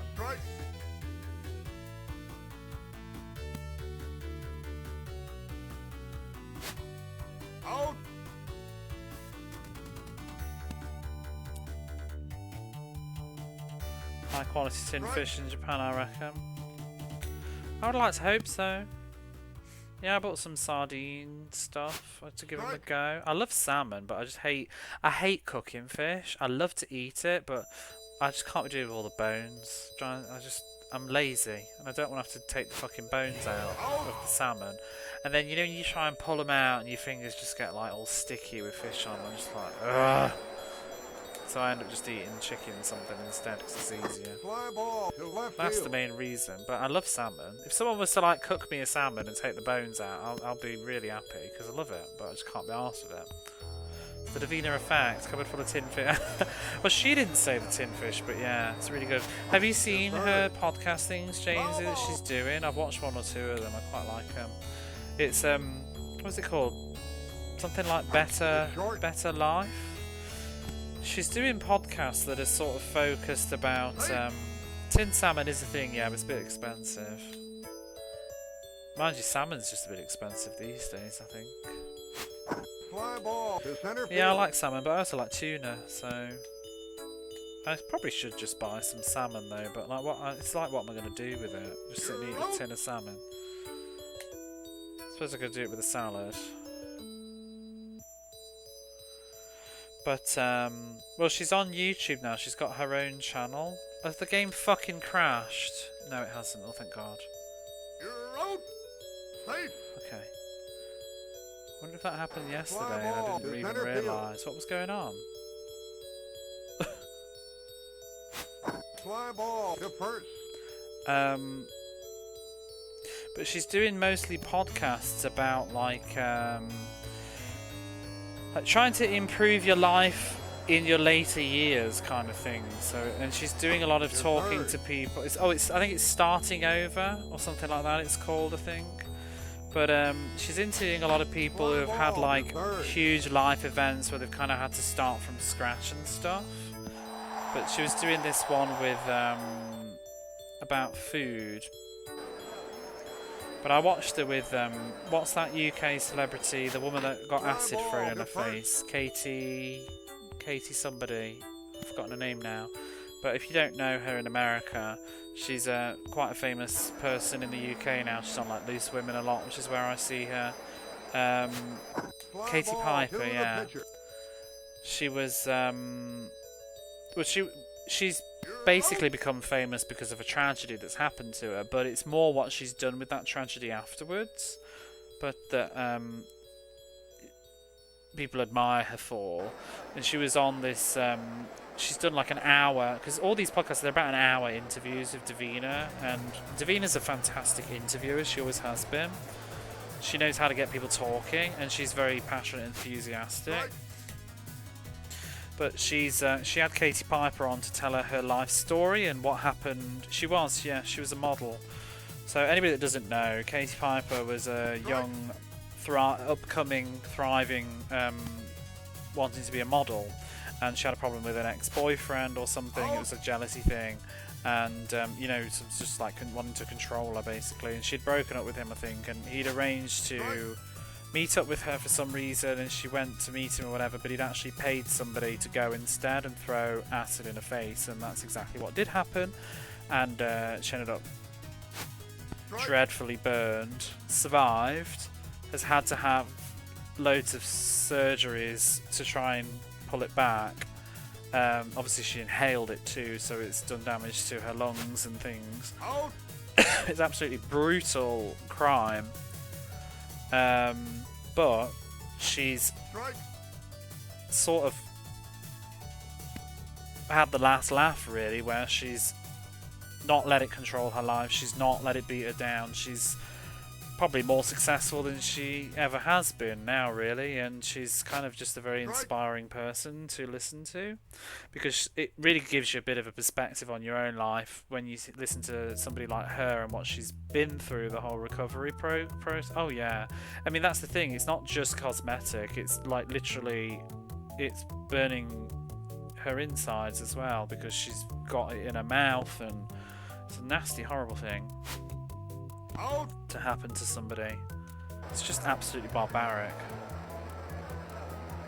But she talks. You should absolutely, if you're interested, you should absolutely listen to this podcast. It's a really, really interesting thing to hear because she doesn't bounce back immediately. It's a long journey for her to come back to where she is. You know, there's times where she didn't want to go out or do anything, and her parents were also really strong for her, and it was hard for her to get back to just being a human again, but she did, and now she's just a regular sort of celebrity person now. Obviously that's the backstory of what happened to her, but she's, you know, like that you have The View in America.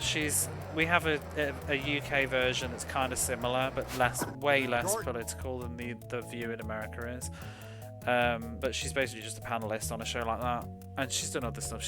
I mean, when it happened to her originally, she did a documentary after that was very popular that talked about the whole thing.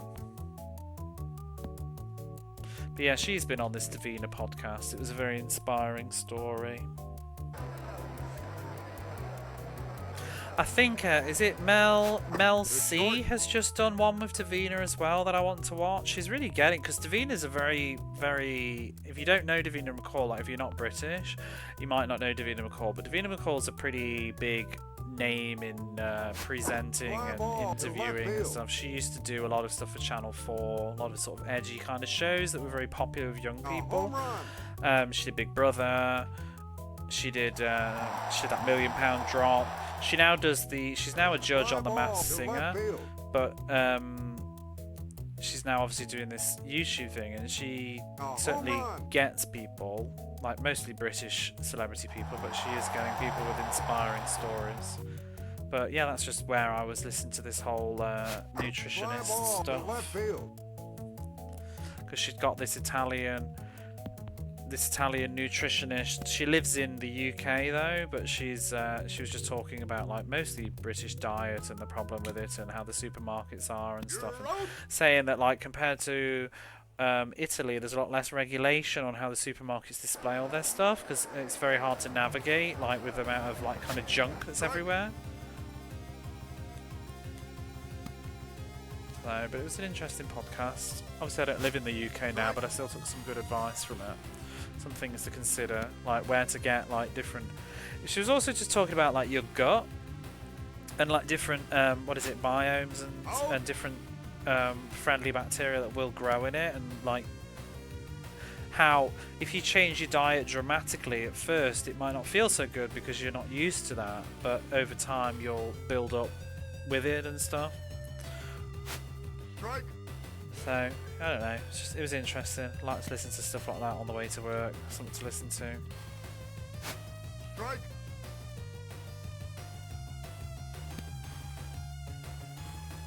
And she was also trying to demystify some of the stigmas against, I can't remember what it was now actually.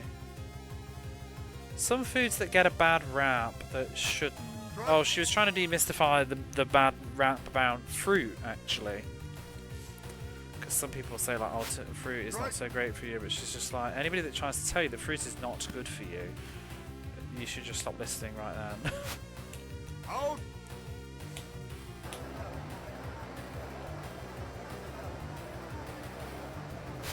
Fly ball to third. And even bread, to a degree, you know, she was saying bread isn't the villain. It's just like what kind of bread and how much of it you eat and stuff. So I really liked her because she didn't feel pretentious. Because what I really hate when you listen to people with advice and stuff in the world, they always presume that you're rich. Do you know what I mean? And it's like I liked this nutritionist because she was very candidly saying, you know, people don't have money to buy all this stuff that they want to do, and they don't have time or things like that. And it's really like frustrating and disheartening when people are telling you like, oh, you can't eat like that tinned whatever because it's really unhealthy and blah blah blah blah. You should be like hand picking, like catching your fish and like gutting them out yourself and all this stuff, you know. Not in those words, I can't remember what she was saying exactly, but because I watched it quite a bit ago now. But it was just that sort of thing. Like, there's still affordable and practical ways to improve your diet, even if you don't have a personal chef and loads of money.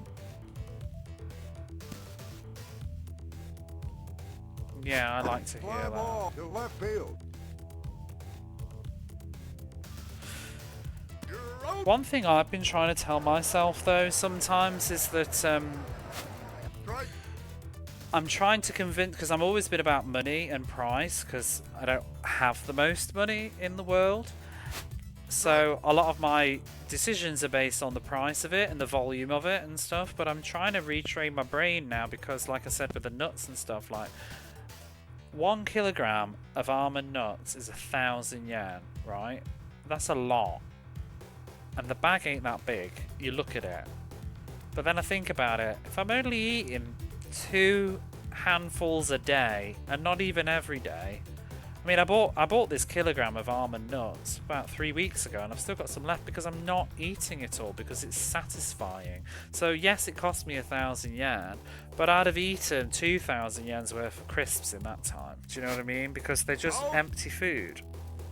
But it feels like you're buying more, and I think that's some of the psychology that I'm not quite getting at. So it's like just a minute ago Critical Interrupt was like, what about tinned salmon? And I'm like, well, yeah, but tinned salmon, it's like 300, 400 yen for a tin of salmon, whereas, like, you know, tuna's significantly cheaper. But then it's like, well, maybe if you just bought one though and ate it, maybe you could eat it as a treat.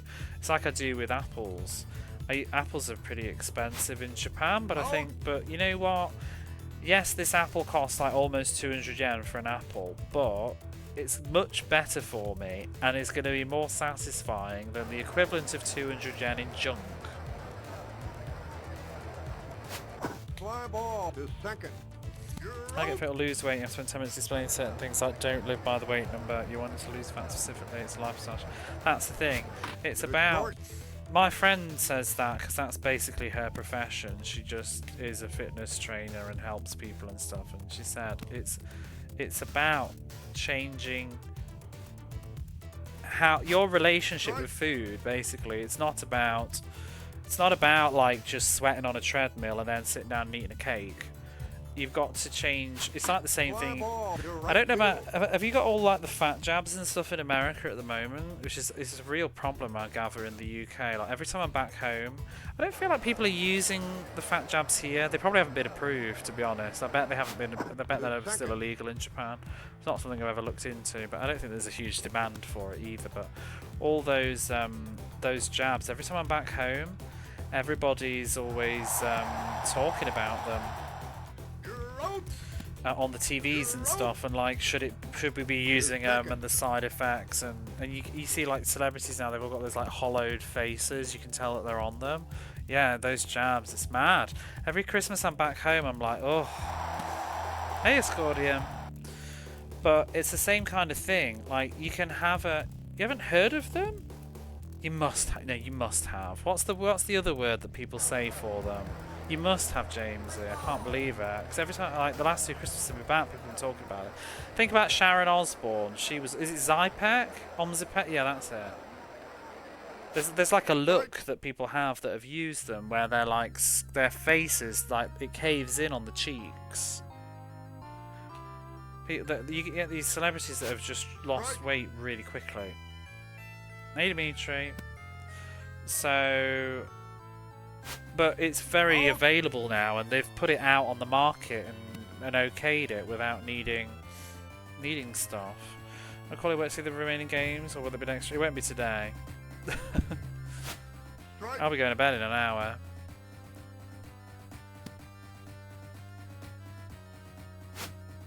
Don't call him work sick to watch this.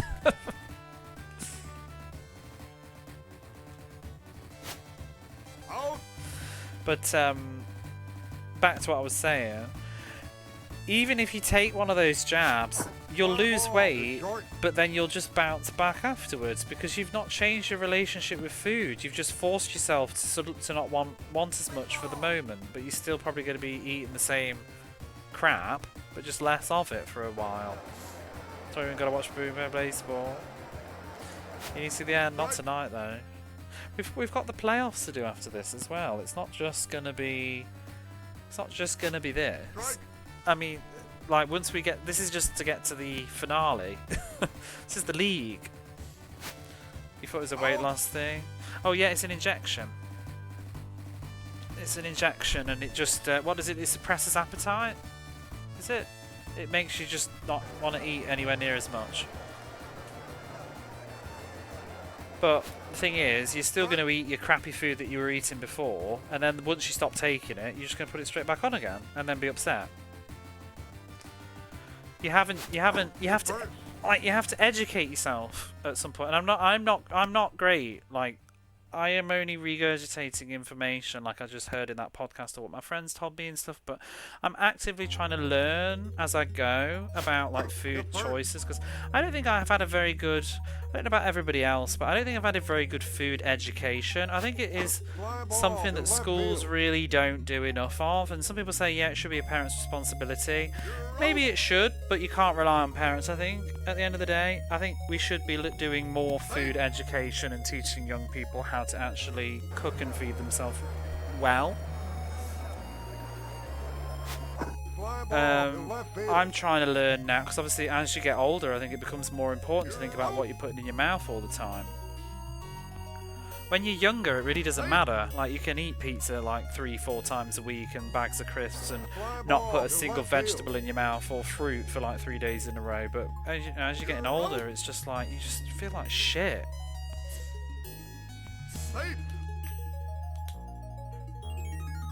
You have to eat or live with that. You have a friend who's a doctor recommended it. We came to me to ask for life advice. Crash out if you've not asked years later. Food pyramid, fucked our generation. I remember my food tech classes in school.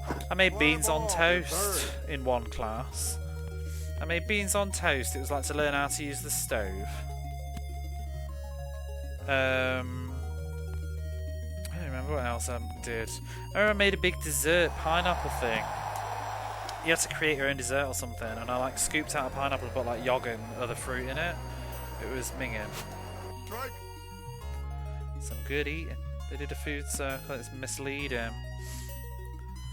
Wait, is it Sweden that they always tell us is the best place in the world? Or is it Norway?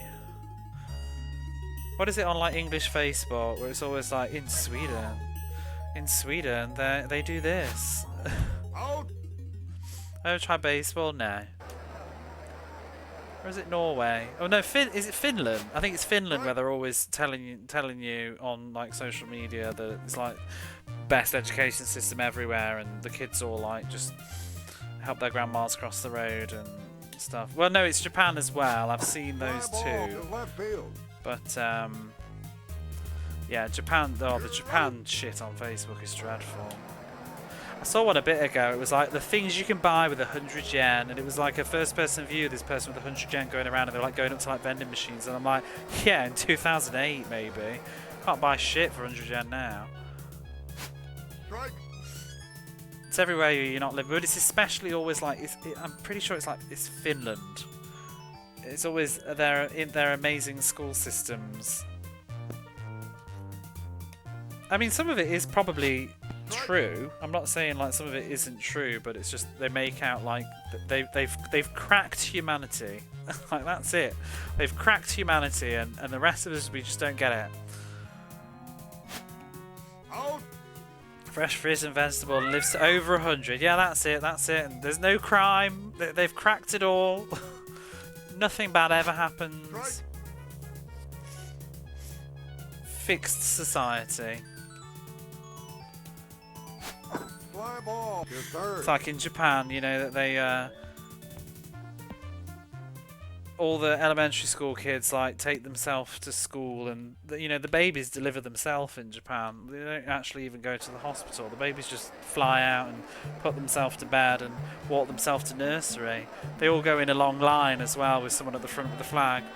All the babies crawl in. It's just amazing. I mean, I'm literally tripping over them on my way to work. These babies off to school.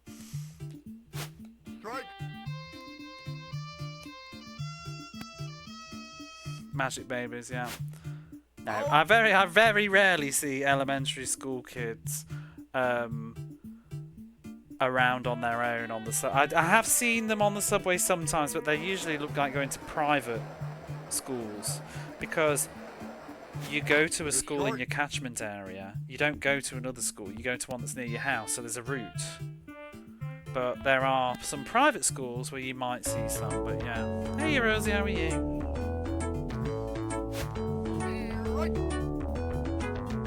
Venus Scandia. Fly ball to third. Amazing amount of tax as well. Yeah, we should all go. Let's go. Thanks for the giant thing. Baseball. You're out. Into the TV fund pot. Nearing the end now. Oh, I guess what it was. I just don't know. I've never said that word. Bino Scandia. The fuck is this song? This is it's from Wonder Boy Monster World. I don't know what it's actually called though. It's the Genie's music, isn't it? You're out. Lamp de Godjar or something. Yeah, it's the Genie's theme song. Fly ball to first. And it's all out of tune. Nice and sunny in Finland as well, right? Yeah, great beaches, yeah. You're out. It's full of suntans and the sun is out during the summers.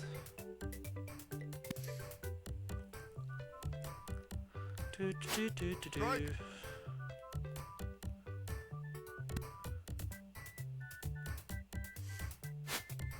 Out.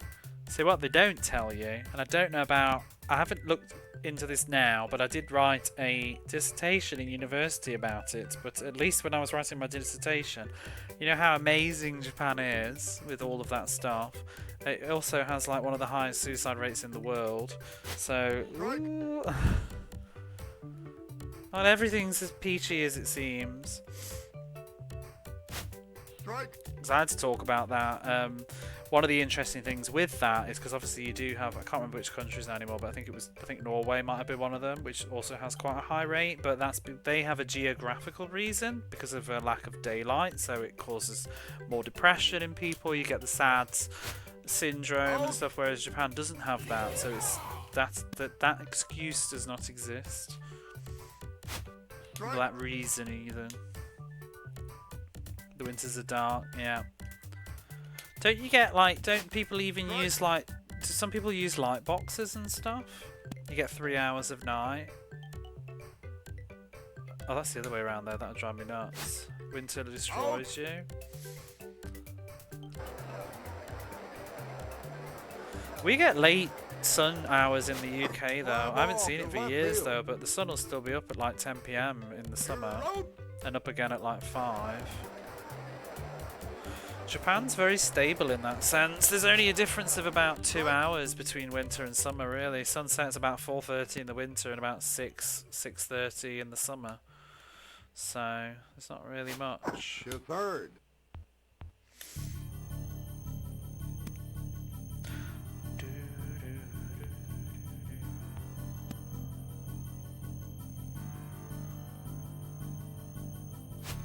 Fly ball to left field. Snows much more common. That dream, give me the day, all day sun with the warmth. Yeah, but you know when your temperatures are like going over like 30 all the time and hitting like 36, 37 regularly, you appreciate sunset being at 6. I would be miserable if the sun stayed up till 10 here. I don't think I could cope. To second. You're out. Canada, we get 6 hours of sunlight, but in the summer the sun moves at 5 AM and sets at almost 11. That sounds a bit like the UK in terms of the summer. The winter in the UK, which is all I ever see anymore, is like sun probably comes up about 8 and it sets about 4:30. It's starting to go down. No, yeah, 4, right? I would say back home in the UK. So yeah, you only get about 8 hours of sunshine in the winter in the UK, 7 or 8 hours. But in the summer, you get like what? Strike. I think 16 hours or something. Out.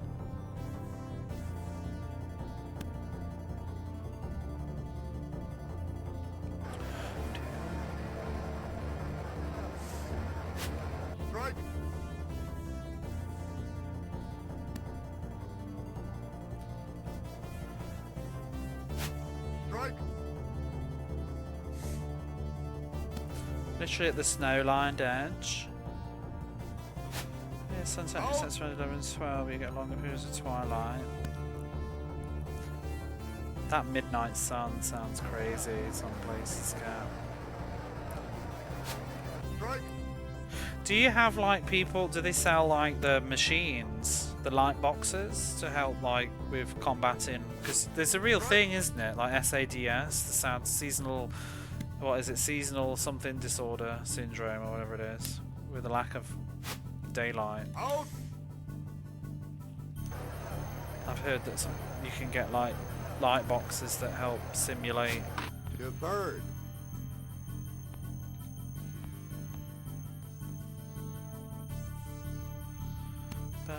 Some people buy those.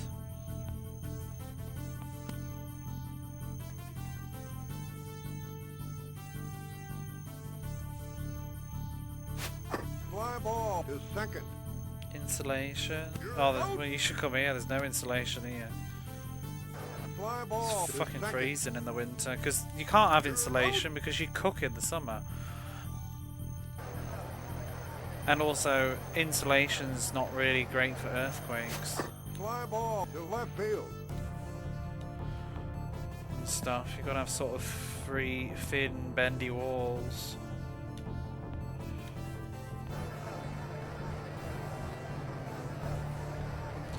It's never settled. It's not really dark enough, though it's dark. We're whooping ass, 13-0. He bunts it.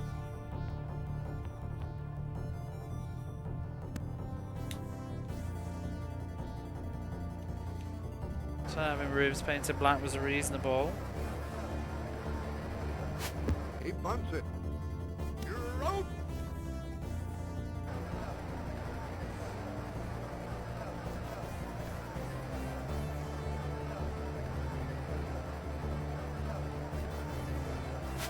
Strike.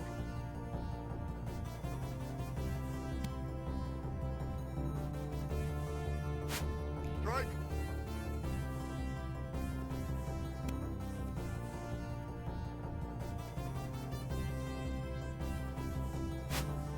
Out. Out.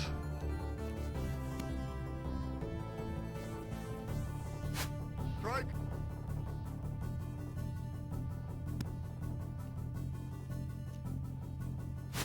Strike.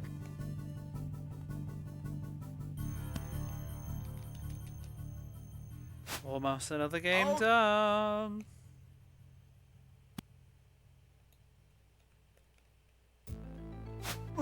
Oops. I love his legs just sitting up there like that. That's mad. Strike.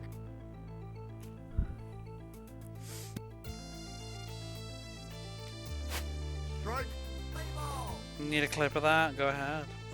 Why'd you kill him? He was just trying to play the ball. He's in my way. It's beautiful. Out.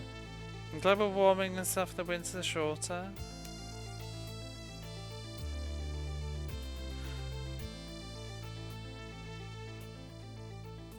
Ah, how many now? 5 baseball games left. Oh. Atlanta.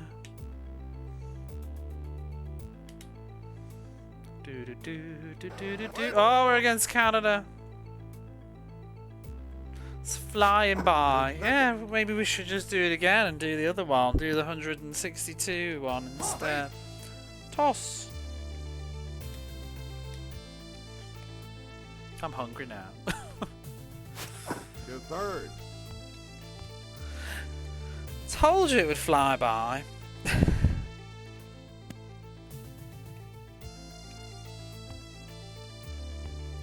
How's your book getting rid of going, Jamesy? I gave most of my books away. Strike.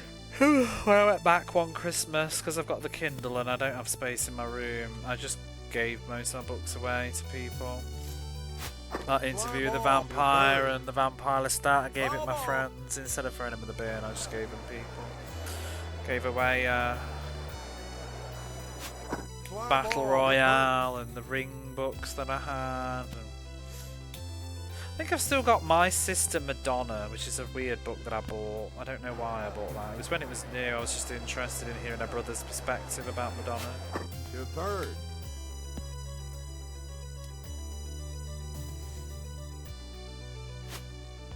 Strike. I bought Twilight. I never managed to read Twilight. It always bored me. But I did have that. I gave that away. Fly ball. To short.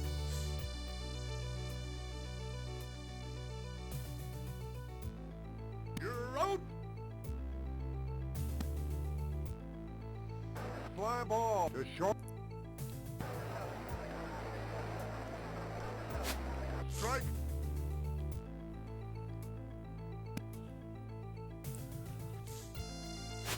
Strike. I did read more of my book today though, but it's still not really gone anywhere. I only read about 10 pages, but yeah. 10 pages with my big font that I like to have on the Kindle. Still says I've got 3 hours left. Clear everything moved. What do you mean? Strike. If I move country, I don't know what I would do. I don't know what I would do with all my games. Out. Because the shipping would be ridiculous. Strike. I'd probably just have to sell a lot of it, I don't know. Pick and choose what I wanted to keep. Strike.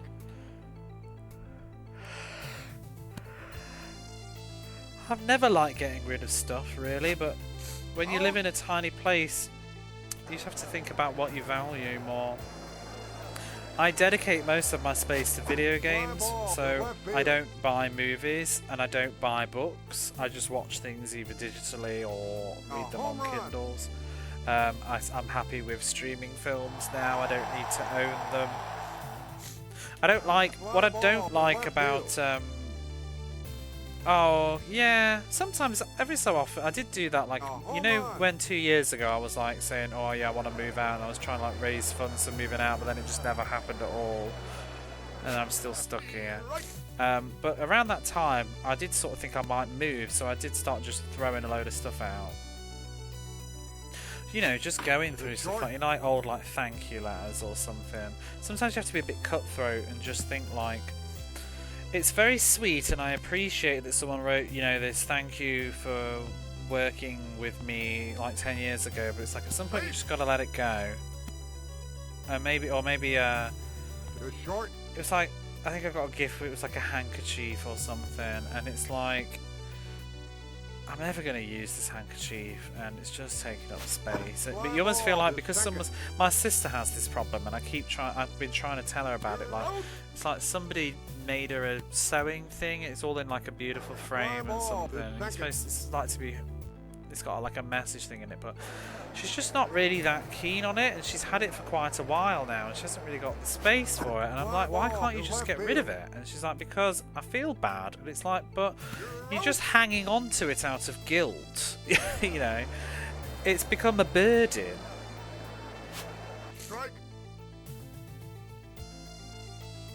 At some point you just have to like make these decisions and just let something go. Have too much space and not enough space. I'd love to have too much space. That is not a problem I have at all. I have no space at all. I live in like a studio apartment, basically, is what you would call this in another country, or just a squat. I have a handful of CDs and some DVDs. I've still got some CDs, some of them are sentimental. I've got like some of my Japanese band CDs that I bought years ago. I've still got my Anastasia albums. I've got stuff that I've left at my mum's. I bought my Darren Hayes CDs with me, even though I'm probably never going to listen to them on the CD, but it's nice to have them.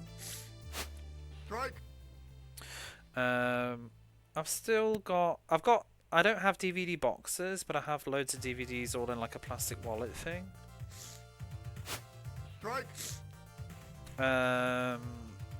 Books, I got rid of them all, except for like, I've got like 2 books with me that are English.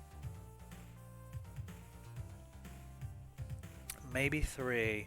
I have Scott Odell's The King's Fifth, which is what we were talking about the other week. It's the book that is the basic premise for the TV series Mysterious Cities of Gold. And I haven't checked in a while, but at the time it was unavailable and very hard to get, and I don't think there's any Kindle version of it. I'm actually curious now, is there?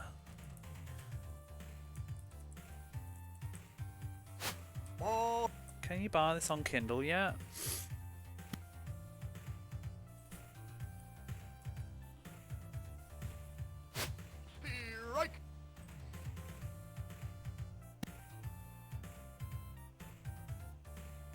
They've finally done a Kindle version. I might have to get that, even though I have it.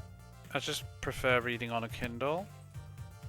Oh wow, they've finally done one. Also, maybe they've done the others in the series too. It's the same cover that I have as well. That's so neat. When did they do this? This is 2006, but that can't be the Kindle version because that it didn't exist. You might be able to read others of his books then, because he's done other things too, this author, back in the day. But yeah, I've always wanted to read it. It's got because it's got Islands of the Blue Dolphins is one that he did. Oh, lots of his books are on Kindle now. Oh, that's nice. Zia.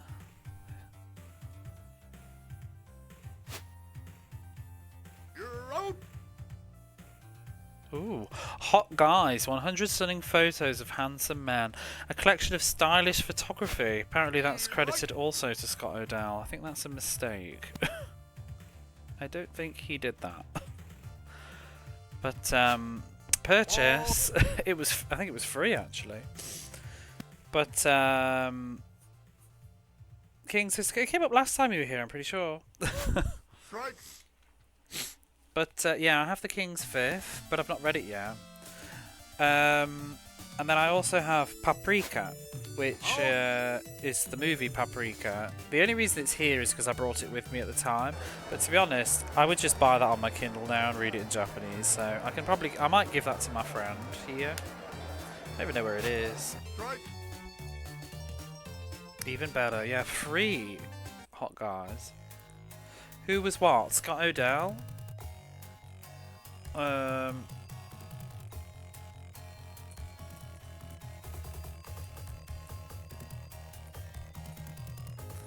Put it in the thing. Scott Odell, The King's Fifth.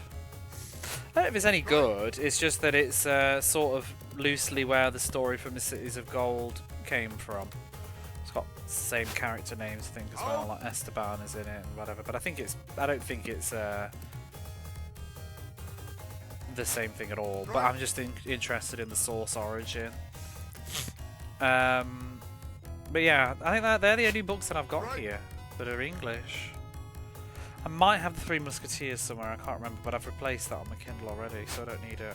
And then I do also have a book. Let me just check they're not here. Lurking in my chat. No, they're not. So I have also got the new Hunger Games, the brand newest one, because I bought it as a present for my friend for his birthday. But that's not my book. But I'm sure I'll borrow it. Or just get a Kindle version.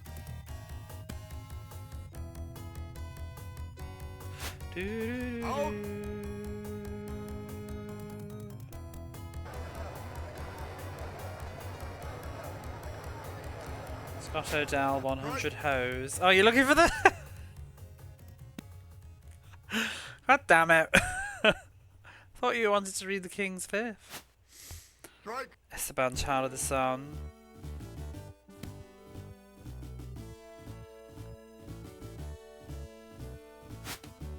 Out. Scott, oh dear.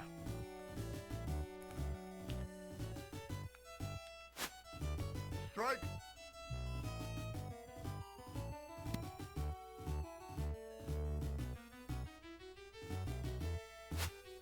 Oh, fucking hell. Can you stop doing that? Then I do have some Japanese books. One or two are just, I think I bought when I was a student, you know, when your eyes are bigger than your ability and belly. And you're like, oh yeah, I'll read The Ring. No, you won't.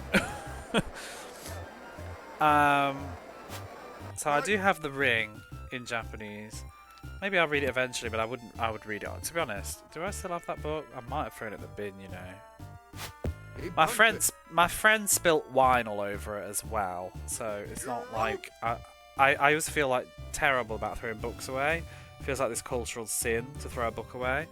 But my friend had spilt red wine on it, kind of, a little bit, so it was a bit damaged. To be honest, I would just read it on my Kindle if I was ever going to read that, which I don't know if I ever would, to be honest. I think I'd always rather read something new. I do have Audition. It's a huge shame. It was like 200 yen. I'm okay with that now. Actually, no, it wasn't The Ring. It was my copy of Zoo by Odyssey. It's like a collection of short stories. I would recommend these, but I don't know how good the translations are. But I did read one that was really fun. It was called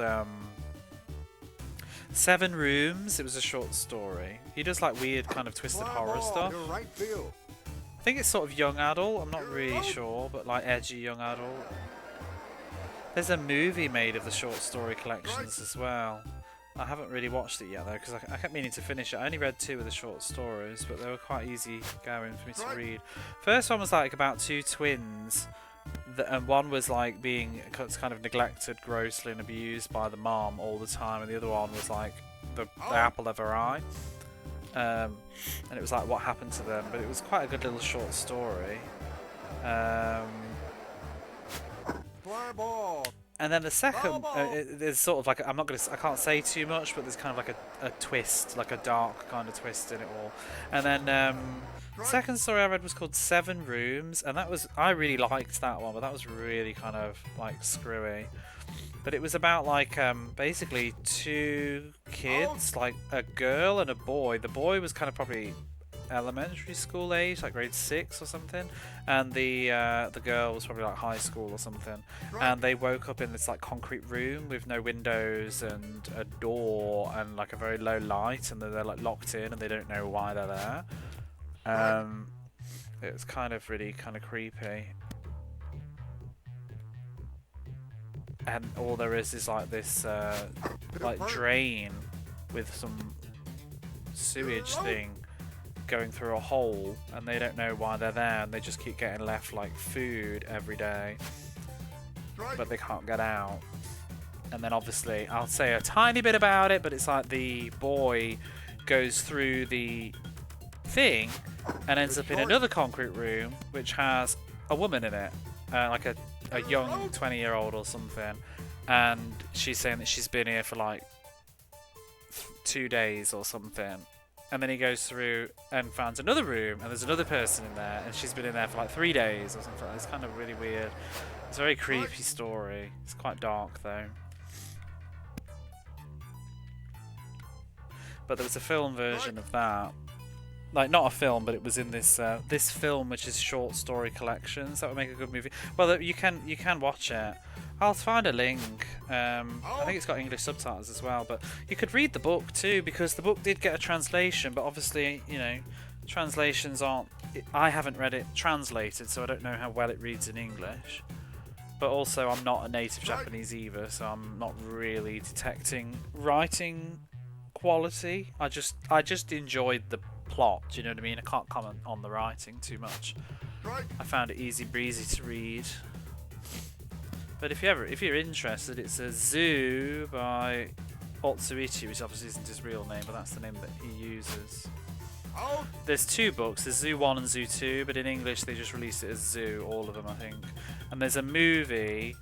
I think the movie doesn't do every short story, but it does the majority of them. One of them's animated, because there's one that it's about... I only read the first chapter, I read it in university, like I did it for my portfolio or something.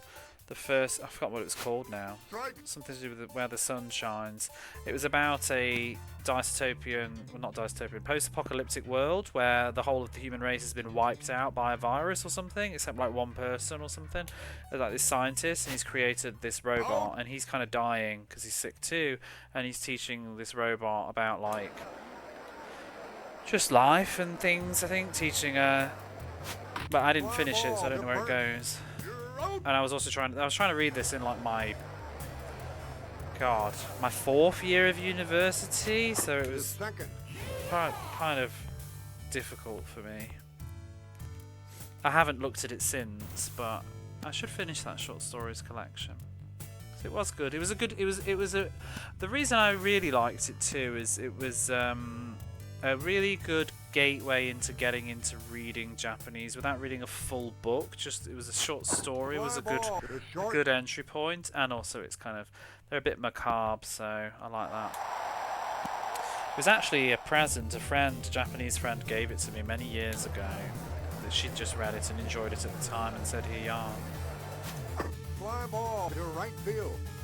One location mistress. I feel like I'm mostly kind of talking to you at the moment, James, but I feel like you might quite enjoy that short story.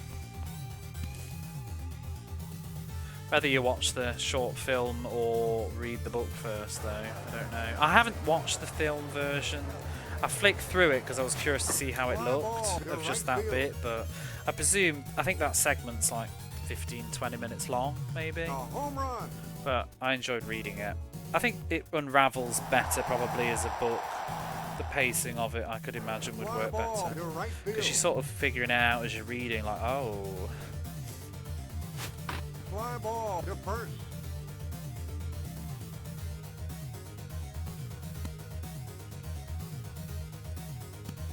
You're out. Just wondering if they had a proper genre name. Yeah, I guess that would be it. Fly ball to third. But then I have I have Audition. You know, the famous movie with that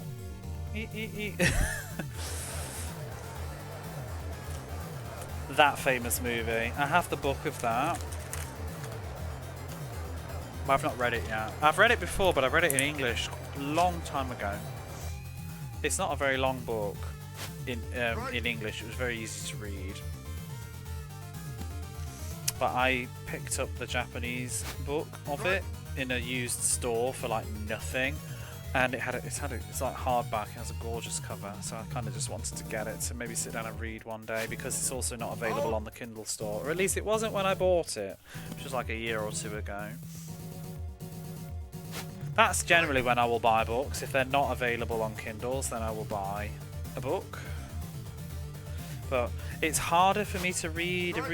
I need to push myself and challenge myself, but it's going to be harder to read those, because when I read a Japanese book on my Kindle, which is why I got Zoo on the Kindle as well, I can just touch the screen and get a dictionary pop up that tells me, like, there can be a Japanese to English dictionary, which is useful, but it's not always the best dictionary. But just having an actual Japanese dictionary is great. Just to look up the definition in Japanese is very useful when I'm trying to read.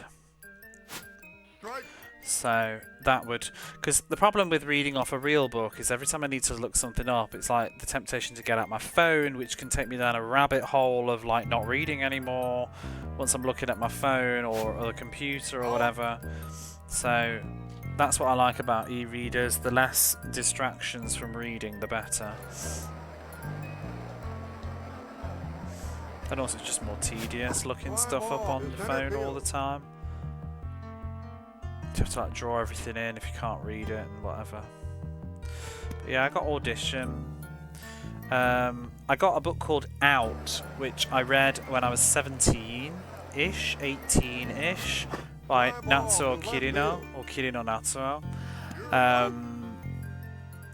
And I feel like that comes up on lists these days. I didn't realise it was... it might just be because it's tip of the iceberg syndrome, where it's like one of those books that it got an English translation, so it's kind of very well known. But yeah, I'm kind of surprised people know it more than I thought. It's like a...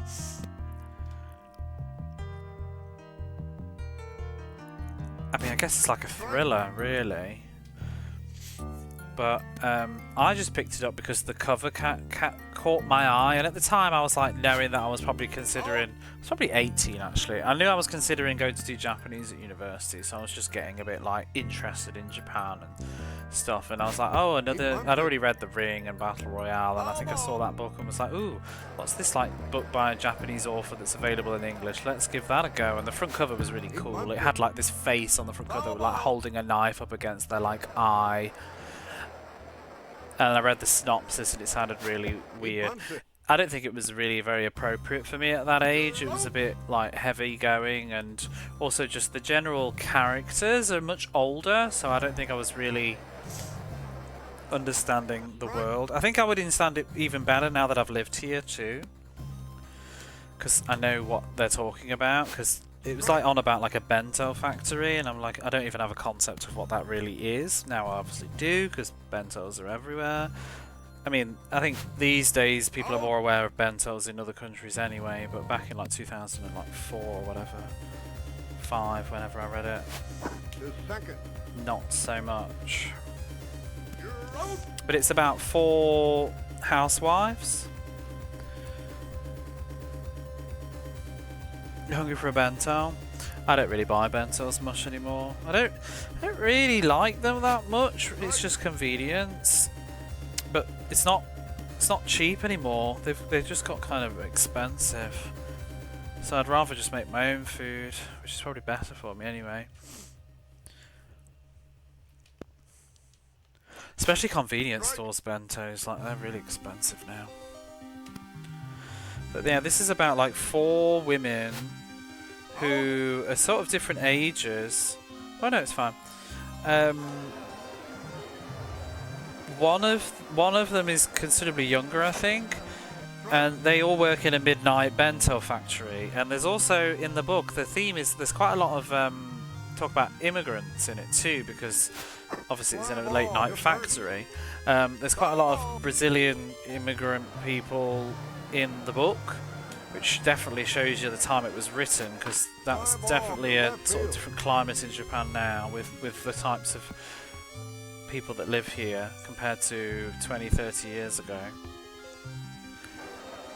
And I can't remember too much other than the fact that the premise of the book is that one of them is in an abusive relationship with her gambling husband, and the husband is dreadful, and I think he's attacking her or something, and she strangles him with a belt and kills him.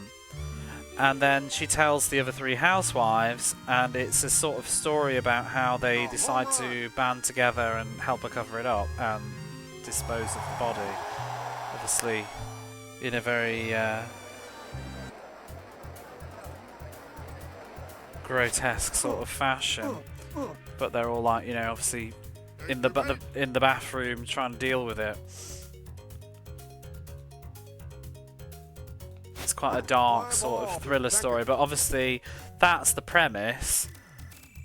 What is after that is the whole trying to hide it from the police and the aftermath and things coming back to haunt them and all that sort of stuff. So, but I mean, I read this 25 years ago, 20 years ago. Can't say I remember it. I can't even remember the end. I know it's got gang stuff in it too, though, if I remember. But yeah, it was quite a heavy-going book. But I see people talking about it these days. When I've been looking at BookTube and stuff, and I was looking at lists of like great thrillers, it's like on there apparently. I'm kind of surprised. She wrote another book as well called, in English anyway, obviously she wrote lots of books I think in Japanese, but only so many have been translated. She wrote another one that I read back in the day called Grotesque. That was really heavy going, and I don't think I was ready for that or mature, to be honest. It was all about like the underside of kind of entertainment districts and all that sort of stuff. It's like 2 sisters, and one had always been the favourite of the family, but had then like basically gone off to live on her own and got into like dodgy lifestyles. And the other sister's finding all about what happened to her. Strike.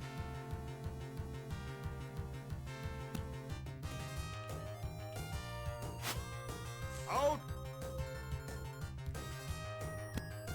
But I did buy one of her other books, which is really short and thin, and I thought I'd give that a go at some time. I can't remember what it's called now. I don't think it was anything significant, so I just picked it up because it was very short looking.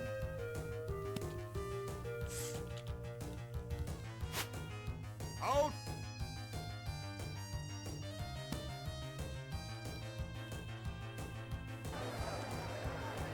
I do need to get back into reading Japanese books again. I want to read Parasite Eve sometime, and I want to read this other one that I can't remember the name of it now. It's called like the Dodecahedron House, I think, or something. I think it's inspired by Agatha Christie's is it And Then There Were None? Sort of similar thing. It's like people on an island. But I want to read that because it's pretty famous, and there's also a game I want to play in the future that is inspired by it.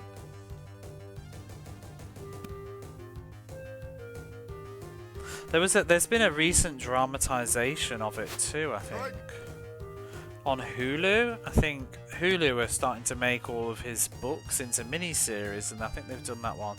I think they're like the House Mystery series or something. Each book is like a different setting, and there's like a mystery. It's probably that same kind of thing that James said with the one location mystery. Fly ball to third. But I think he's heavily inspired by Agatha Christie and stuff. So this author, can't remember his name. Fly ball to the pitcher. I just want to read this other book by I can't remember his name now. You're out. Somebody Jiro.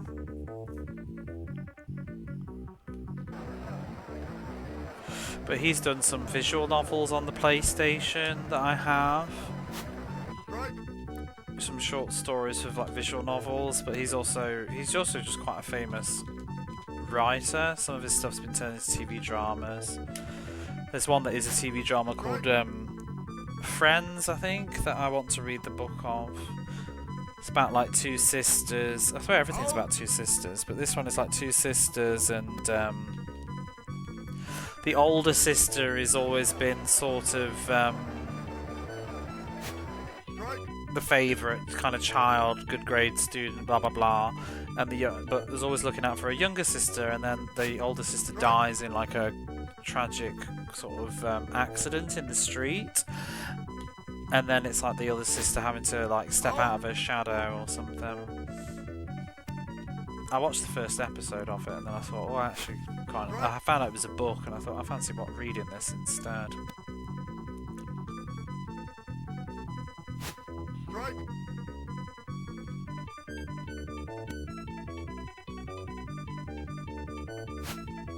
Out. It's funny that you can like live in the world, like because of how language obviously works and translation and stuff, and it's like there's all this media that you just will never experience or know what even exists that might be culturally significant in another country, and you just have no idea, and you're sort of relying on what is decided to be offered to you. I mean, obviously I've only got two countries really, but Play ball. it's like, you know how the French film Amélie is like super famous, everybody knows that, but it's like, wonder what other French films there are that haven't seen the light of day in English or something. Fly ball to center field. There's so many stories out there that not everybody can even experience.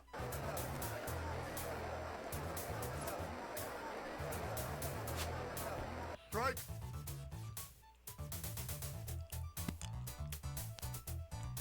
So I kind of feel sad sometimes with like older Japanese media because not a lot of it has fan subs, because obviously fan subs is more of a modern concept.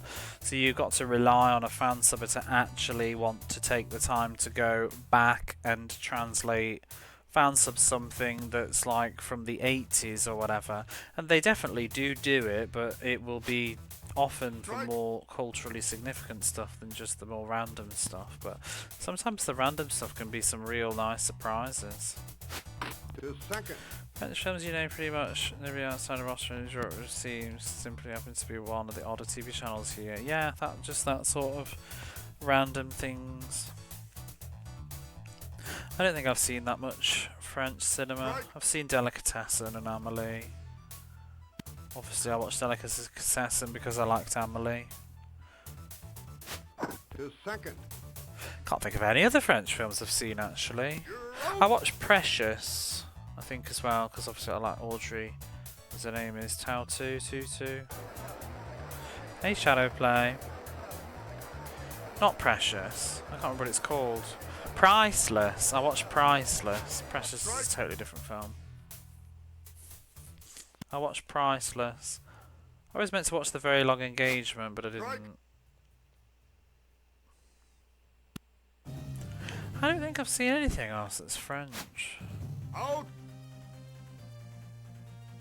Finishing up now. I'll probably do it on Saturday night if I have time. I've got to work Saturday, so I won't do it tomorrow.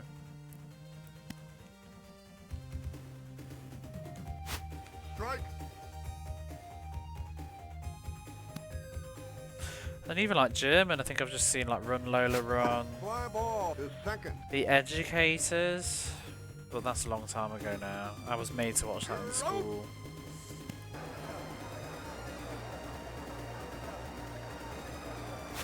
Strike.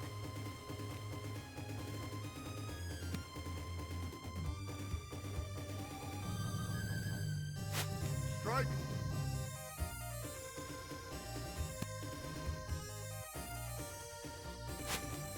Out.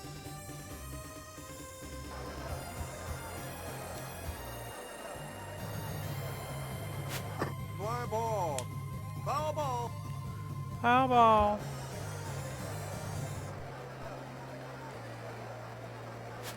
To third.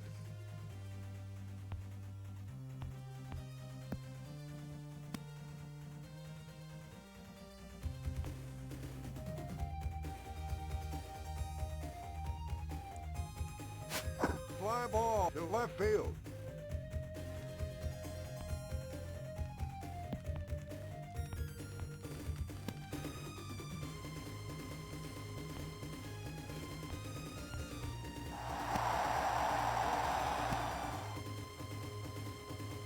We're all dancing. Is it the Golden Axe?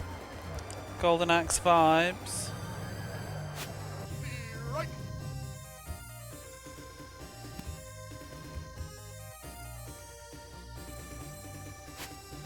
Ball.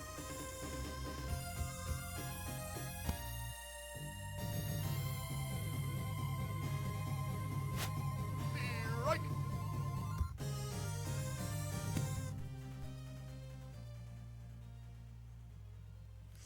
That feels an underrated sound. It does. It's probably just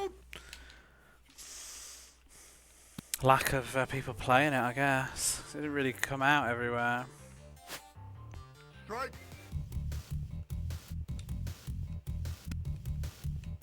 It was just Sega Channel, wasn't it? In the West. Fly ball. Sega Channel didn't exist for me.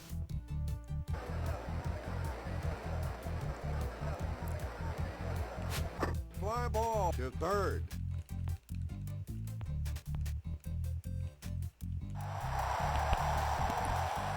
I don't know any. I've met one person, and it's just somebody from Twitch. But I don't know anybody in the UK that had the Sega Channel. I don't even remember it existing. Like I probably saw adverts in the magazines for it, but just didn't really understand what it was. I didn't know anything about it.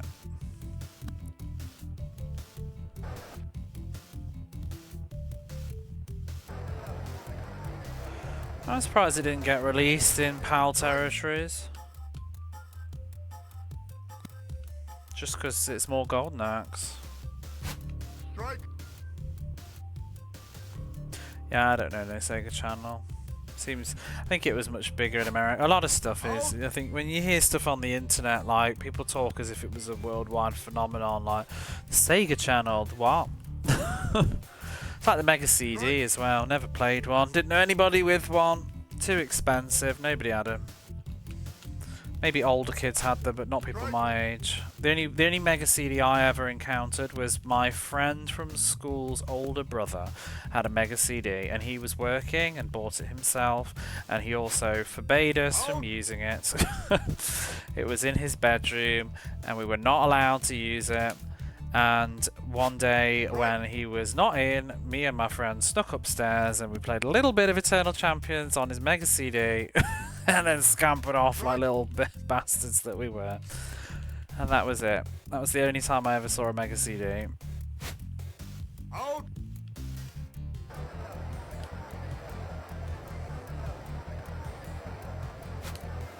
Strike. Listen to music on it was a hand-you-down. Never saw one. I remember seeing them in the magazines though all the time, but just they were too expensive. Obviously I wanted Sonic CD, but it never happened. Doggy Sega Channel launch. Merely announced. Yeah, it definitely happened in the UK though, because Quantum Player One, who streams on Twitch, had the Sega Channel, he has said, but I definitely don't remember it existing.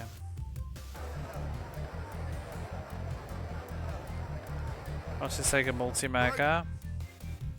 I always wanted to play Sonic Chaos on the Master System, but I didn't have a Master System. Question you with the Sega CD? You're still the only person you know with the Sega CD. But it's like you watch YouTube, people talk about that Spider-Man game on the Mega CD. I didn't even know that existed. I just don't know the Mega CD. To third. No nostalgia for it.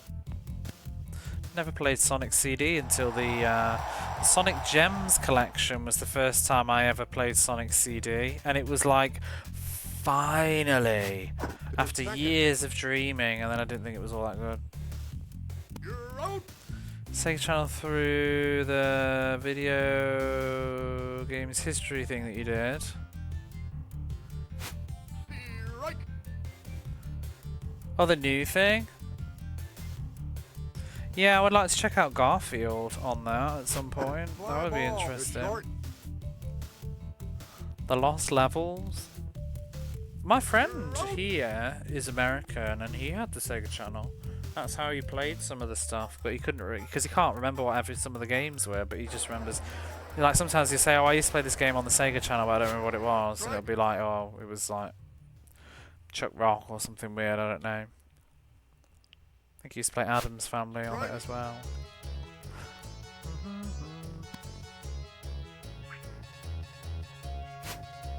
Out. It's like the television as well. We all miss that one. What a weird thing. I also never used the Dreamcast online either. I was never allowed. We didn't have the internet upstairs. And probably the bills and stuff. I don't remember. I don't know if I even asked. I think I just presumed it was a great big no. But I had Phantasy Star Online. I bought it, but I never played it online. Never saw the Shenmue Passport stuff. Didn't do it. Because we had broadband, but it was downstairs. No Wi-Fi. Actually, the Dreamcast couldn't do it anyway, I don't think, could it? Wi-Fi. I don't think Wi-Fi was a concept at that point in time, at least in my radar. I don't remember when we first got Wi-Fi, to be honest. Out.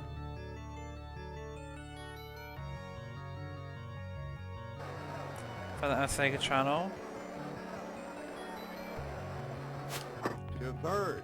I mean, I remember sitting downstairs in front of the big PC in the study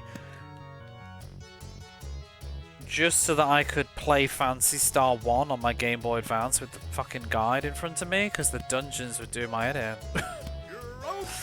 So I just sat in the study playing the whole thing there because then I could at least check the guide on the PC while I was doing it. It's like I was saying the other day, you know, you used to get stuck on a game, you just sort of put up with it for longer, because that's what I sort of like about Twitch now, is because I don't use guides much while I'm on Twitch. Largely, one, because it's kind of not fun, but two, because it's also really tedious. Trying to look something up while you're streaming is just a stress, especially on my laptop, which runs like junk while I'm streaming.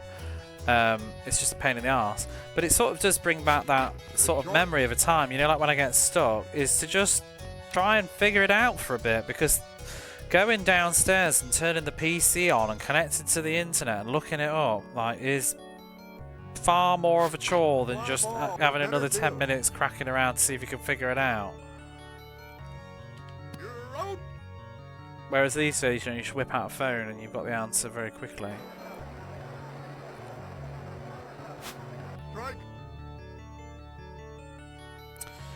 Maybe don't make a CD or Sega Channel thing. What, they didn't?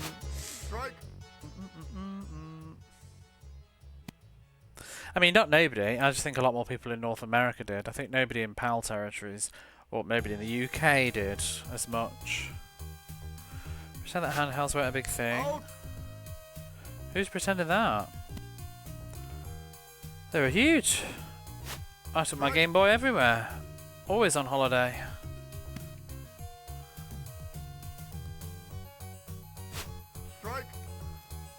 But I wouldn't say I was playing handhelds up in the 90s so much. Only on vacation. But I used to take my Game Boy with me. Played Pokemon. Played loads of Pokemon.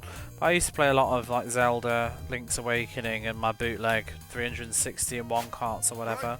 Played the Game Gear back in the day. I never had one, but I used to borrow it. But I used to just sit at the bottom of the stairs with it plugged into the plug that was free, because batteries were ridiculous. Played their serious games on TV. No. Pop for Mail music. It's not Pop for Mail though, but you're very close in the idea of it. Hi Superpan, how are you? It's not Pop for Mail though. Try again. You're warm. Same style of gameplay. It's not Pop for Mail. You'll kick yourself when you know what it is. It is side-scrolling. Whoops, I'll give you another one from it. Same soundtrack.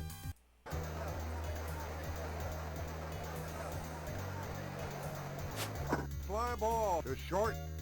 I saw you've joined the Discord, by the way. I've given you a approval so you can actually see the channels.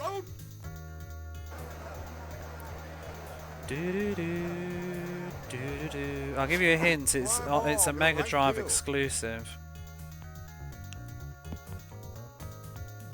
and was Japan only for a long time until it got a translation later in life. The second. 2025. No, it's just I screen people before I let them in the Discord in case one, they're trolls, or two, they're just bots.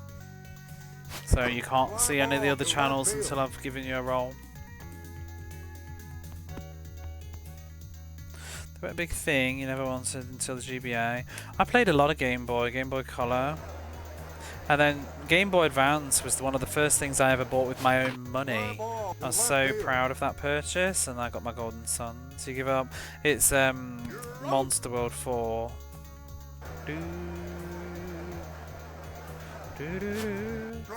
So you're not crazily far away. Sort of side-scrolling action RPG. Fly ball to third.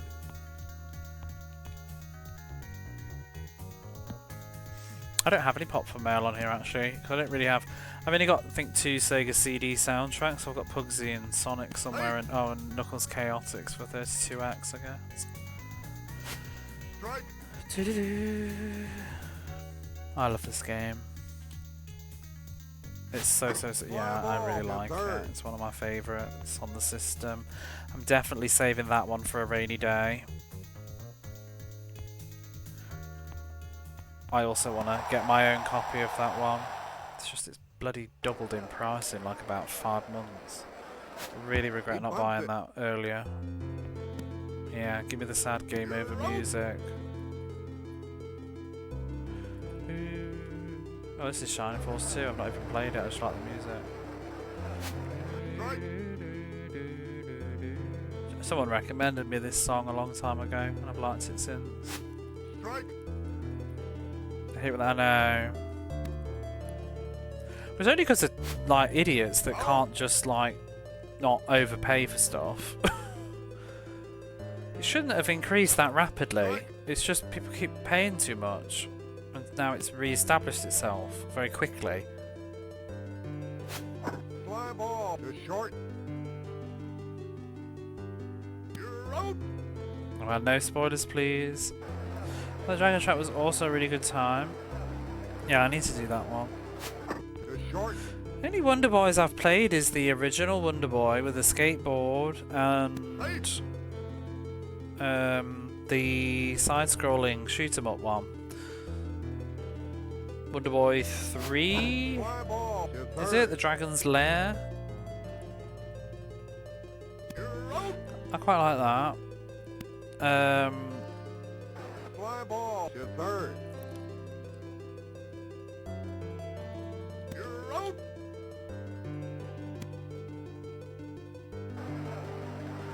I've played a tiny bit of... Oh no, and then I played Monster World 4. I've played all of that. I've played a little bit of Monster World, Wonder Boy in Monster World, whatever it is. Wonder Boy 4, Monster World 1. Fly ball to But left not field. much, because it's one of those ones that I couldn't save on when I played it on emulator years ago. Can't rely on the PS2. What the fuck? Yeah, weird stuff gets expensive. It's like Radiant Silvergun. Radiant Silvergun ain't even remotely rare. You can always find a copy of Radiant Silvergun. It's just you'll have to bloody well pay for it. You got Gore mixed up with Pepper Fly Lagoo. ball to left field. Pepper Lagoo. Have you played the remake of Monster World 4? I thought that was really charming, but just I wished it had done a bit more different. Pokemon is the most yeah, Pokemon is absolutely stupid. Like, why that is so expensive does not compute, because it's like one of the best selling video games of all time. The only thing I can sort of say with it, maybe a lot of people that have Pokemon don't want to sell it. That's the only explanation I can have, but there's no reason, because there should be like millions of copies of that game. Out. Even the Japanese versions are starting to go up in price now. People buy them as fucking souvenirs.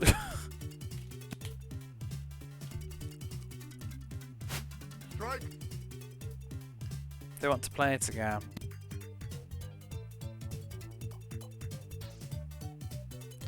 Some people are probably just hoarding it. Out. I won't find the switch to 3D assets.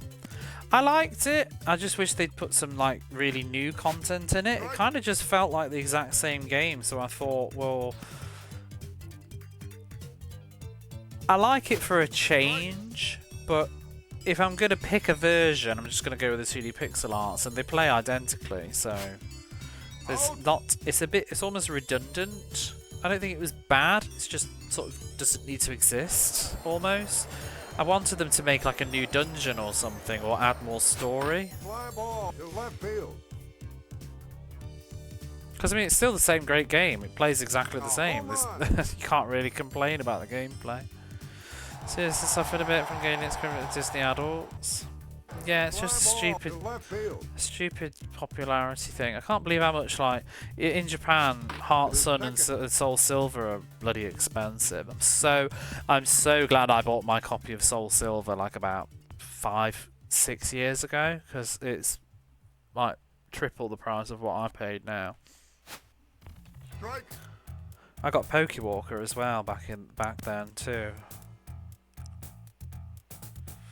Switch to the old look? No, you don't. Strike. But it's still cute. I would say this. I think it looks better when you're playing it than it does in the trailers. You're out.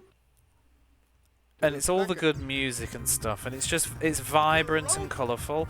I bought it day one because I wanted to just encourage, because it was the original creators, I think, wasn't it? Like going back and doing it again, if I remember.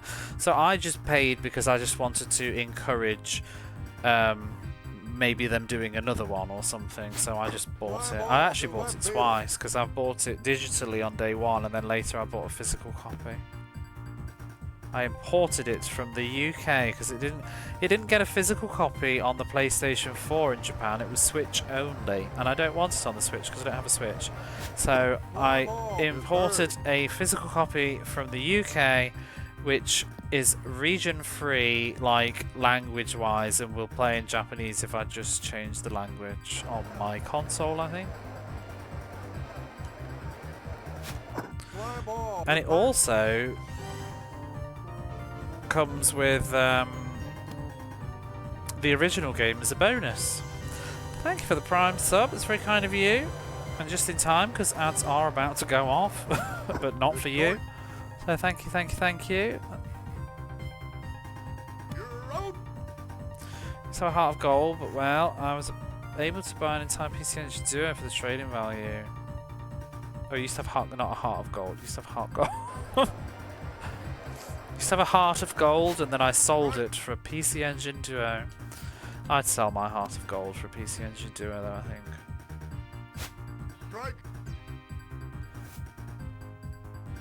I've still not played. I actually went on a mad scramble, and I bought every Pokemon game I want to play, you know, for the mainline series.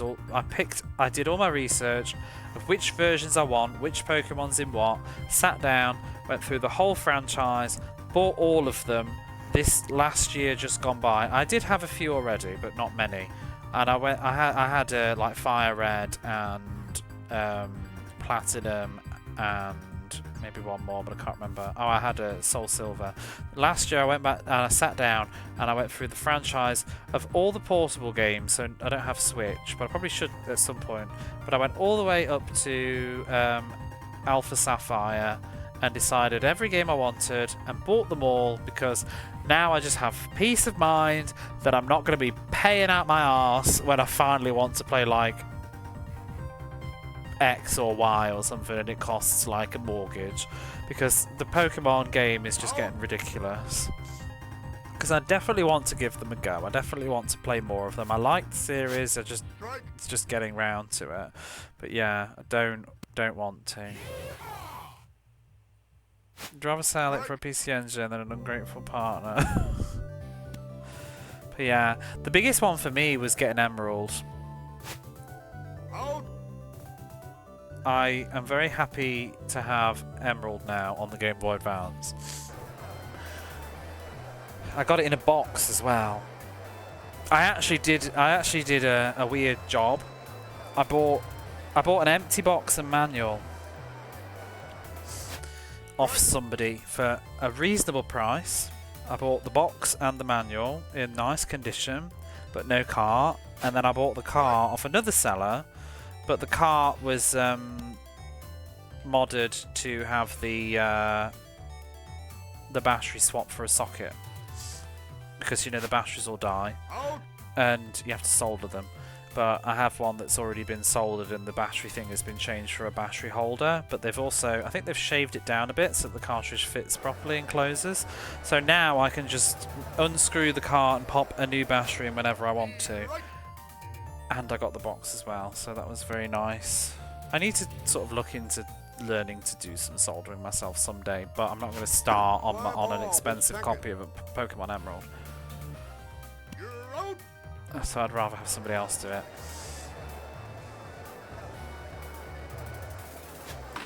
But I'm very glad I have that now.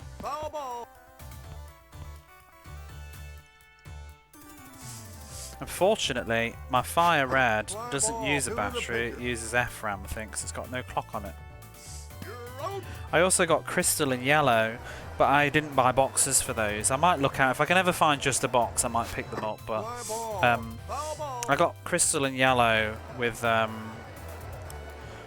sockets changed as well, so that I don't need to do any soldering, and whenever I want to play them I can just change the battery. Yellow should be golden for forever, but crystal will drain because of the clock. My copy of Pokemon Red, I think back home in the UK, the battery still works, but Fly ball. Gold Good died start. years ago, and I think Yellow's gone corrupt.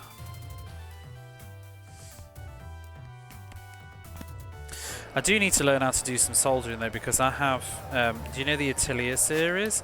I have the Game Boy Color games. They did a sort of Pokemon thing where there's two of them. I got Atelier Marie and Atelier Ellie on the Game Boy Color, but both the batteries are dead, so I can't save my game. So at some point I need to fix those. You're out.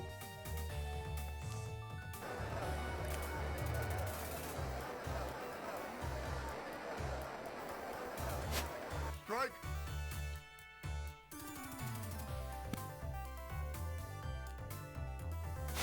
Too short.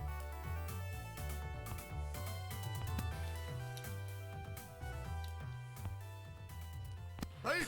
I should sell my old PAL Pokemon stuff, because I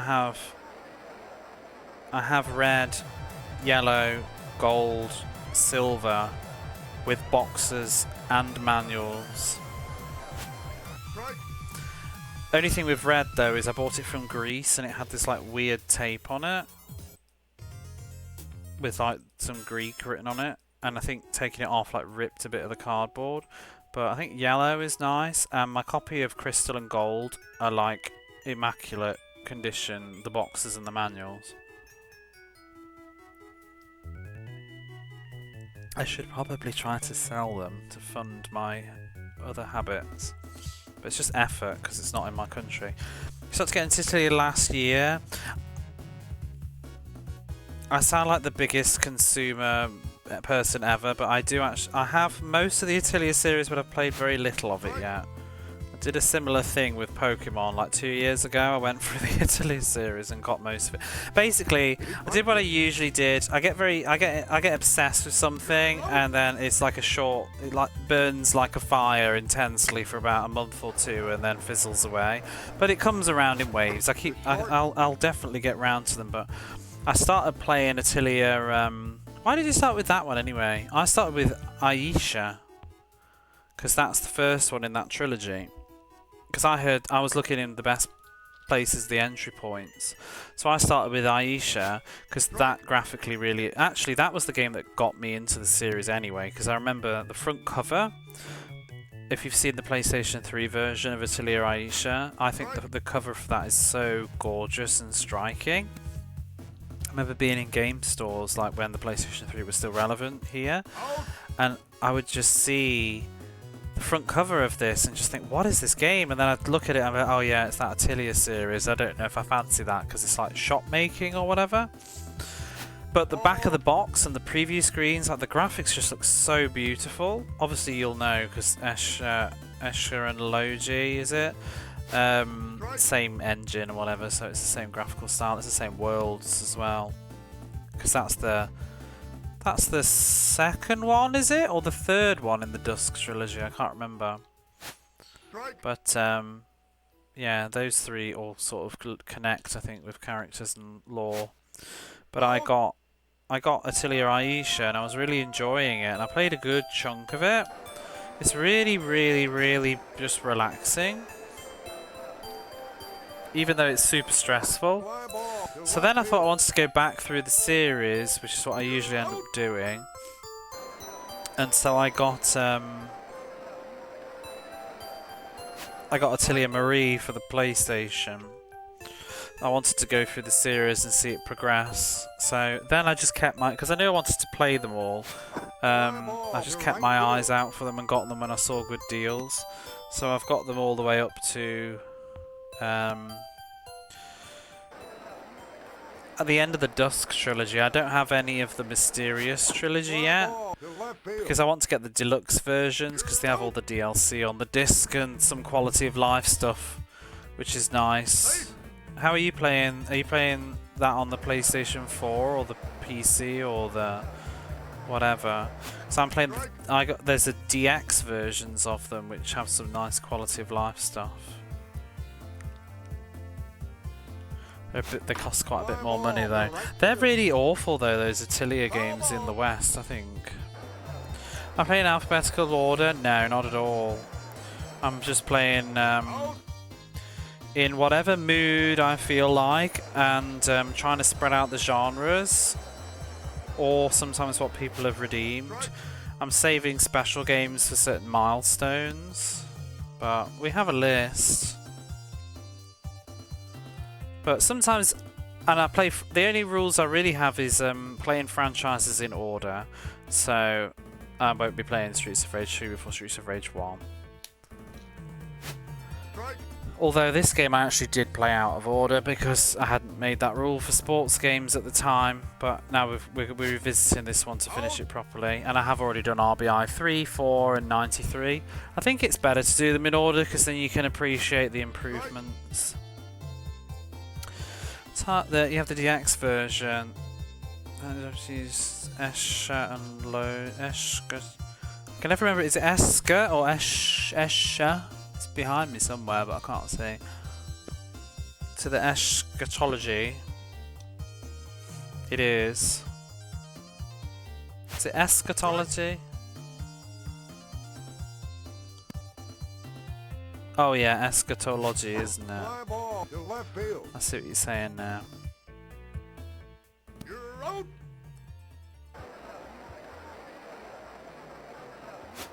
Strike. The hard K.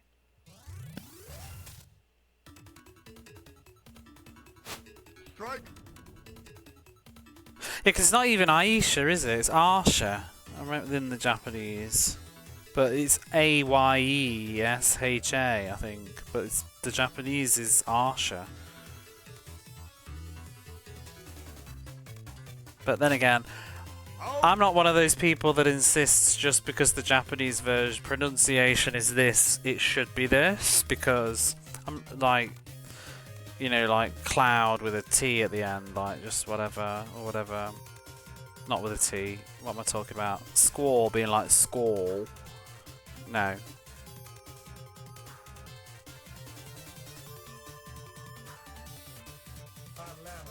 Hot ladder.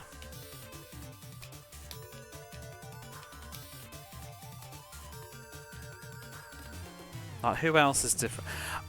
How do you say the Final Fantasy VIII lady with the whip? I always say Quiztis, I think. Quiztis. Actually, when I was a young kid, I used to really like Quatis, I think it was. I just refused to look at phonics.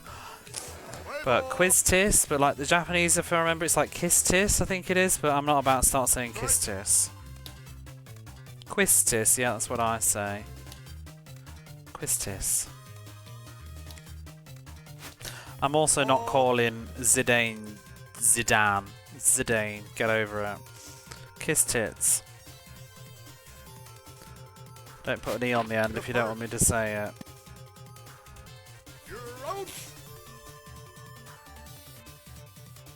I also say Tidus. I can't be doing with Tidus.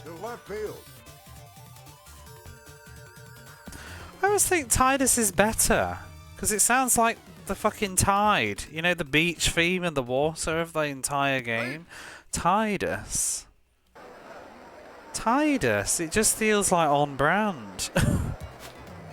What the hell is Tidus? Yeah, Tidus. It just looks nice. Tidus in the land of Spira. No, I'm not that passionate though.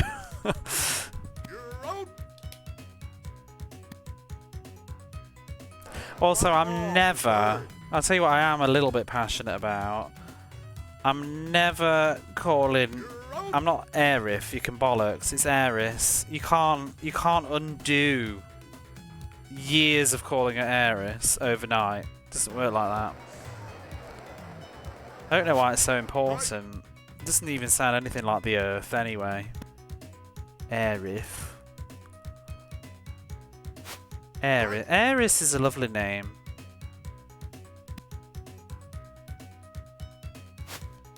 Out. And in Japanese it still kind of sounds like Aeris anyway. Strike. I remember playing Kingdom Hearts. I think, was it Kingdom Hearts 1 where they finally, where they sort of said, hey guys, did you know it's actually Aerith? I think it was the first time I played Kingdom Hearts 1. But I mean, I didn't really know why. I just remember playing Kingdom Hearts and being like, why do they keep saying fucking Aerith? Who's that? Like, don't they know her name? Did they, like, spell it wrong?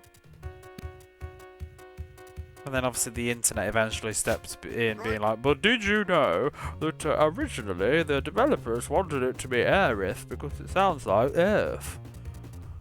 Blah blah blah blah blah. I don't care, it's Aerith. It's like Terra. We don't need to go back and call her Tina because Tina's lame. Tina's lame. Terra is a beautiful name in English. When playing the game in Japanese, then Tina's fine, but Terra is a lovely name. Tina is like you're like babysitter.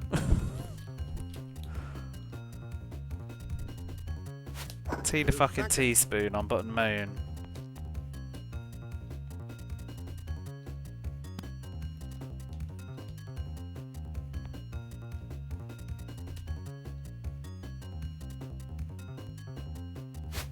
Fly ball to left field. We're not Team Tina. No, we're Team Stacy, right? Or Team Lisa, whoever it is. What's her name? Fly ball to left field. You're out. Tina Turner! She was right in the room. How could I forget? The most famous Tina there is.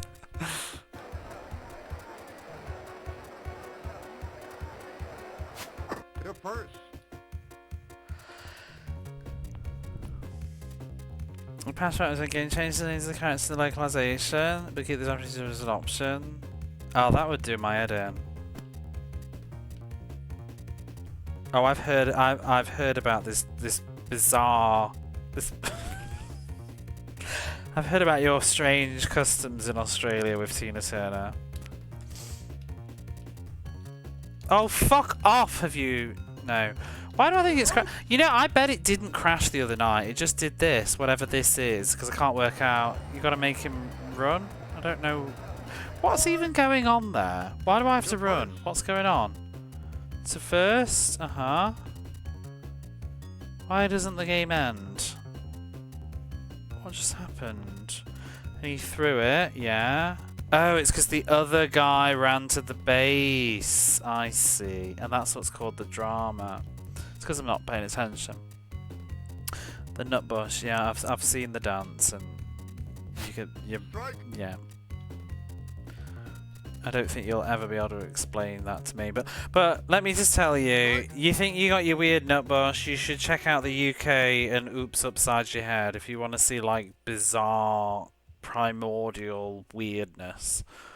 This very, very dysfunctional dance that we do in the UK where we all sit on the floor in between each other's legs after too much to drink, children and adults all alike at a wedding, tapping the floor, like 2 taps to the left and then clap your hands in the middle and then 2 taps to the floor on the right and clap your hands in the middle and then shimmy backwards into the person behind you and shimmy forwards. Everybody sit on the floor in between each other's legs. Oops upside your head. I said oops upside your head. It's baffling. I don't know why that's a thing, but we do it. It's our nutbush. The 70s adult parties, yeah, and we still do it.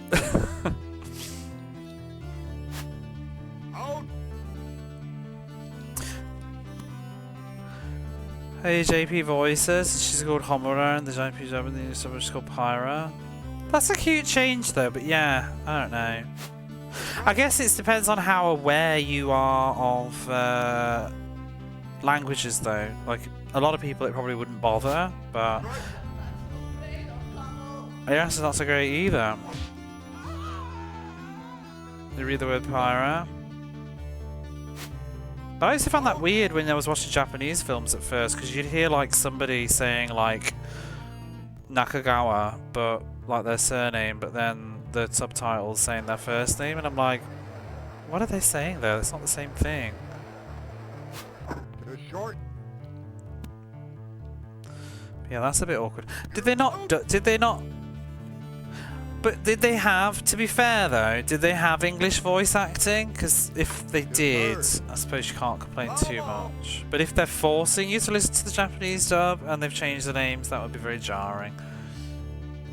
Especially if they're like screaming it. Homura! This is like Pyro in the subtitle.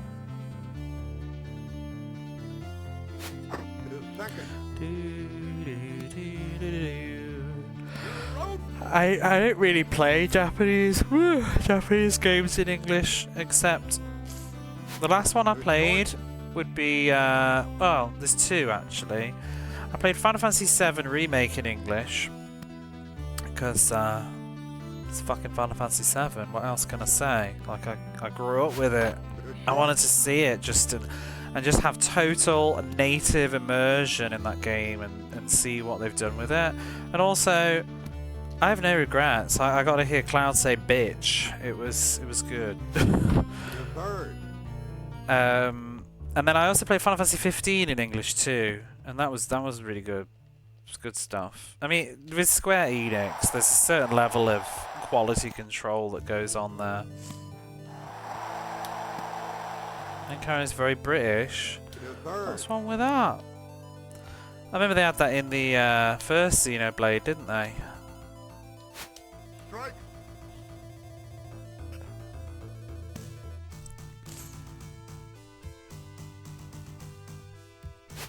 Strike. I kind of want to play Ni no Kuni in English just to hear Welsh Strippy. Fly ball to center field.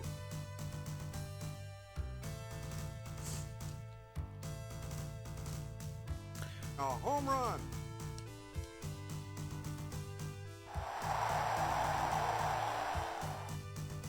Fly ball to center field.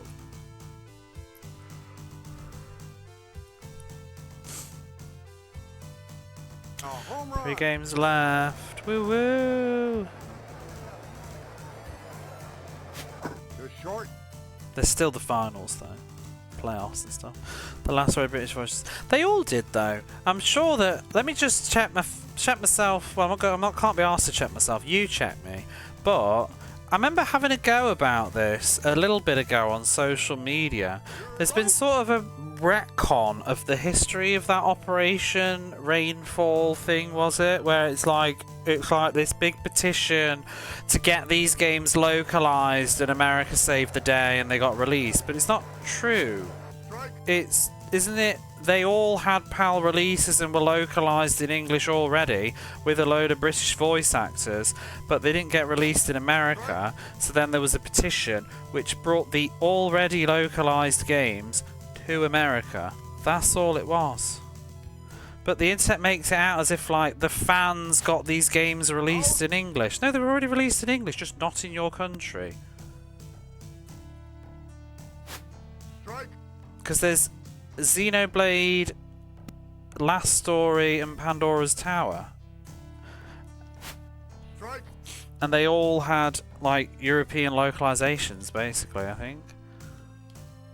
That's why all the voice actors are British. But I think that's sort of become more of a common thing now though, isn't it? To use British kind of voices in a lot of these fantasy games. I think there's a sort of appeal of it. But yeah, I've seen that doing the rounds on social media and I'm just like, that ain't what happened. American fans didn't get the games localized. They were already localized. They just got them published in the States. In Game of Thrones. Fly ball to second. You're out.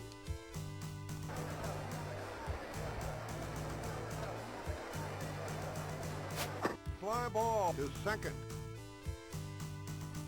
You're out. I should play Pandora's Tower sometime. My brother says it's really good. Britain ain't real. It's make-believe. I'm not even here. Who am I? Oh yeah, the video game absolutely crashed in 1983, as you all know. And nobody played Spectrum's Master System didn't do very well anywhere. Strike. I'm an AI program.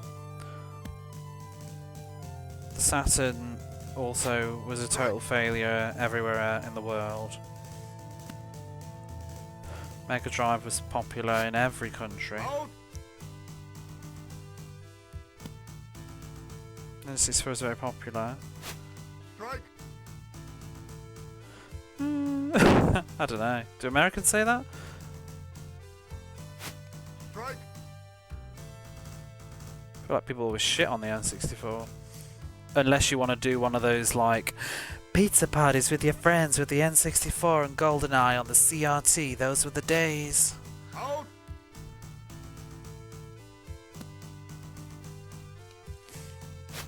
Strike.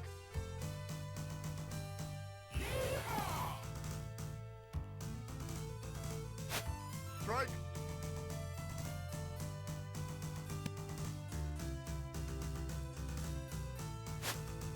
Out.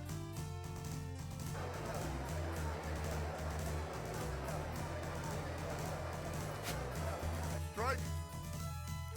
So it was okay. I think it was moderately popular in maybe most places. I don't know about North America, but Strike. in the UK it was like popular enough. I'd say it was the second most popular of the era, but I mean the Saturn sort of pieced itself out. Quite. There wasn't much competition. It was like you had a PlayStation and then some people had an N64. He bunts it. I had an N64, but I didn't pay for it. My brother did. And then all of my friends, I only knew one person with an N64. Or maybe two. But most of my friends all had PlayStations. You're out. So, I didn't know that many people with N64s though, really. I was the friend with N64 and GoldenEye. All my friends, none of them had it. Strike. Everybody got PlayStations because they were cheaper and the games were cheaper. It's the biggest factor when you talk about retro stuff that everybody seems to neglect. See you, Surika. Is that it's not just about franchises and hardware, it's about the cost. Like, one of the reasons the N64 didn't probably sell as much as it did is because it was expensive. Strike. And the games were very expensive. Strike. Same with the Super Nintendo. The Mega Drive was considerably cheaper. In the I'm talking about the UK right now though, but it was considerably cheaper. All my friends as kids all got Mega Drives because it was more affordable. I don't think it was necessarily about the games on it or anything like that, it was just price. Yeah, we only had about 7 N64 games because they cost a bomb. PlayStation games were always like, you know, you could get PlayStation games for 16 quid. At one point, you could get, yeah, I mean, I bought Final Fantasy 7 for like £22, I think, used, and I bought Suikoden for £16. I bought,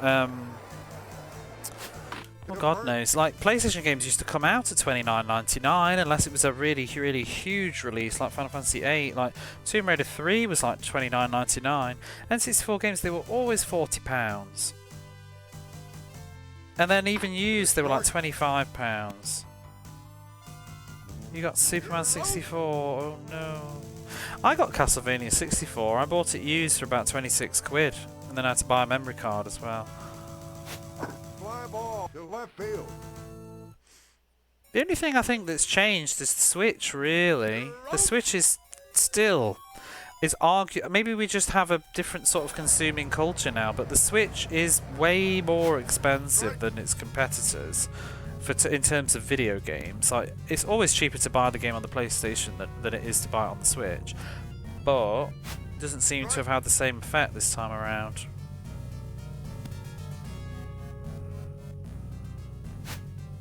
Out. I actually don't think kids play PlayStations as much. I think kids are much more into just, yeah, mobile gaming and Pokemon. Strike.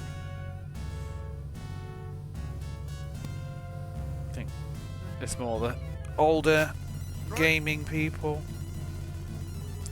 Which games never go? No, they go up. Hey David, how are you? I saw you streaming today. I was at work. Doing some Zelda 2. I poked my head in for like a minute, but I couldn't talk because I was literally like supposed to be at work. I was having a sneaky peek at my phone.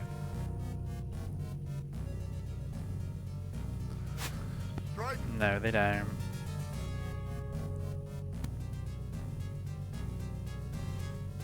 Most of my Nintendo libraries in general were always conservative though, same with the GameCube. Because all the best stuff was on the PS2. To third. Foul ball.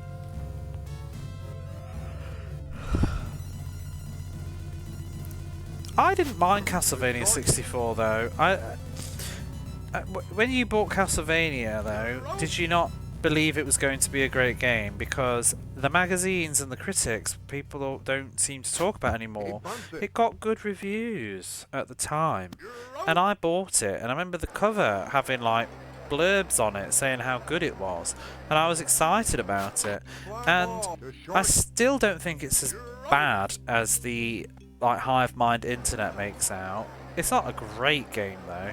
It's got issues, but it's all right. It was your friend? Oh, your friend, sorry, I didn't read that bit of the thing. The platforming kills the game for me though. The platforming is dreadful. But the whole vibe of it's really cool. I mean, I enjoyed it at the time, but I did at the start like fall into the water a few times and get a bit angry at it.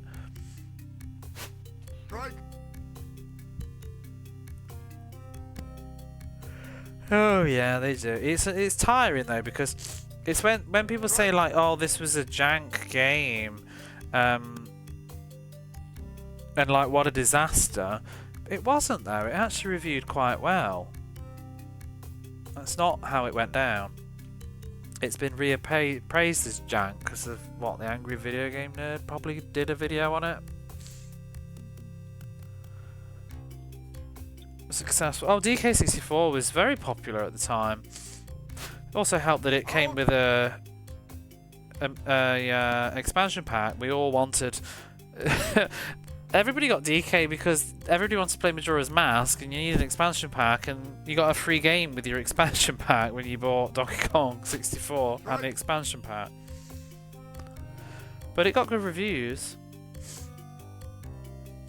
It was fine. I enjoyed it. We wouldn't have bought Donkey Kong 64 though if it wasn't for Majora's Mask. It was literally just because it came with the expansion pack and it was barely any difference in price. Fly ball to second. You're out. Castlevania 64, from my memory, and I haven't played it any time recently, I'd say it's like a 7 out of 10. I feel like if I was to play it now, I might bump it down to a 6, but yeah, I think it's a 7 out of 10 kind of game, really. DK64 was pretty quality. You're out. You're out.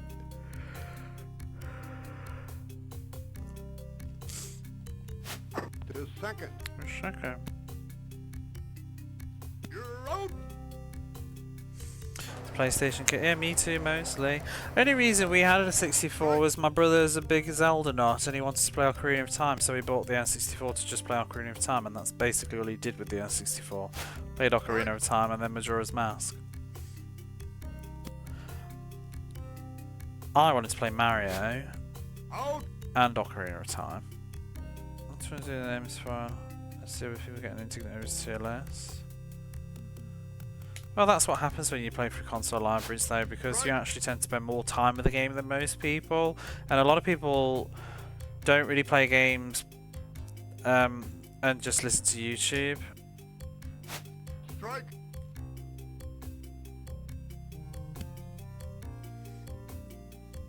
But if they do, they maybe only play it for like an hour and that's it.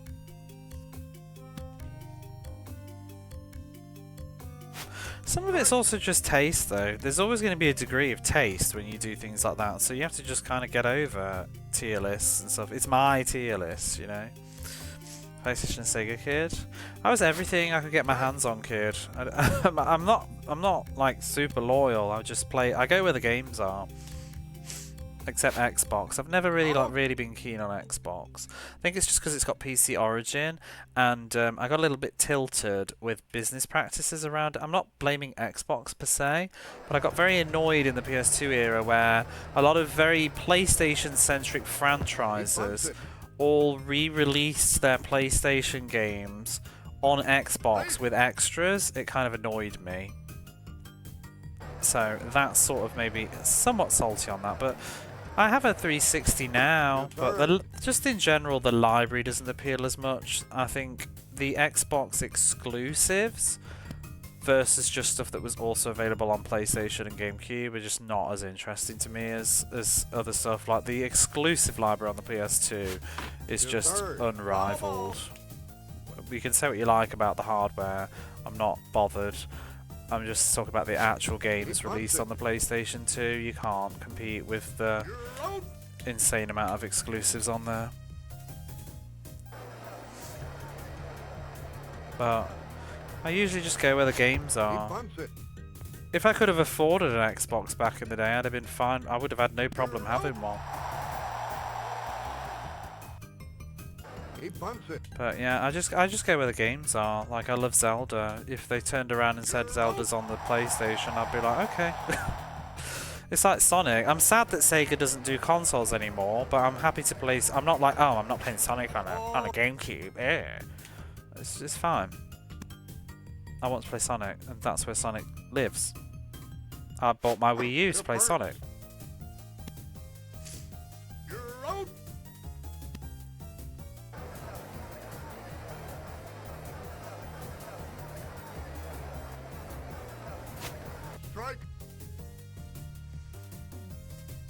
But it is sad when a franchise dicks about all over on different consoles, like Kingdom Hearts. Oh, God, what a headache. I was really miffed when they at first announced Rise of the Tomb Raider was Xbox exclusive. Obviously, we later realised it was a timed exclusive, but when they first said it was exclusive, I was like, you fucking what? I was livid.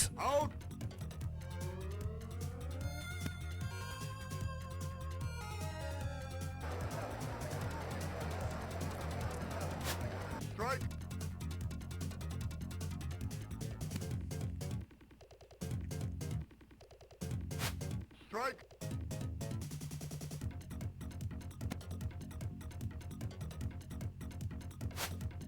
Out!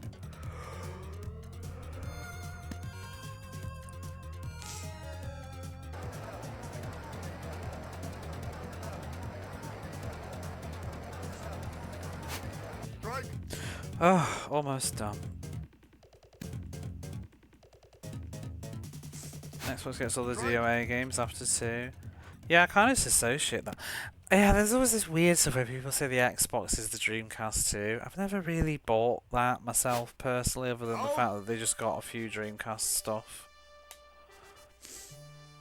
For a little while, Sega was in bed with Microsoft. Okay, that'll do. 2 baseball games remain. I think that's some good progress tonight, if I do say so myself. So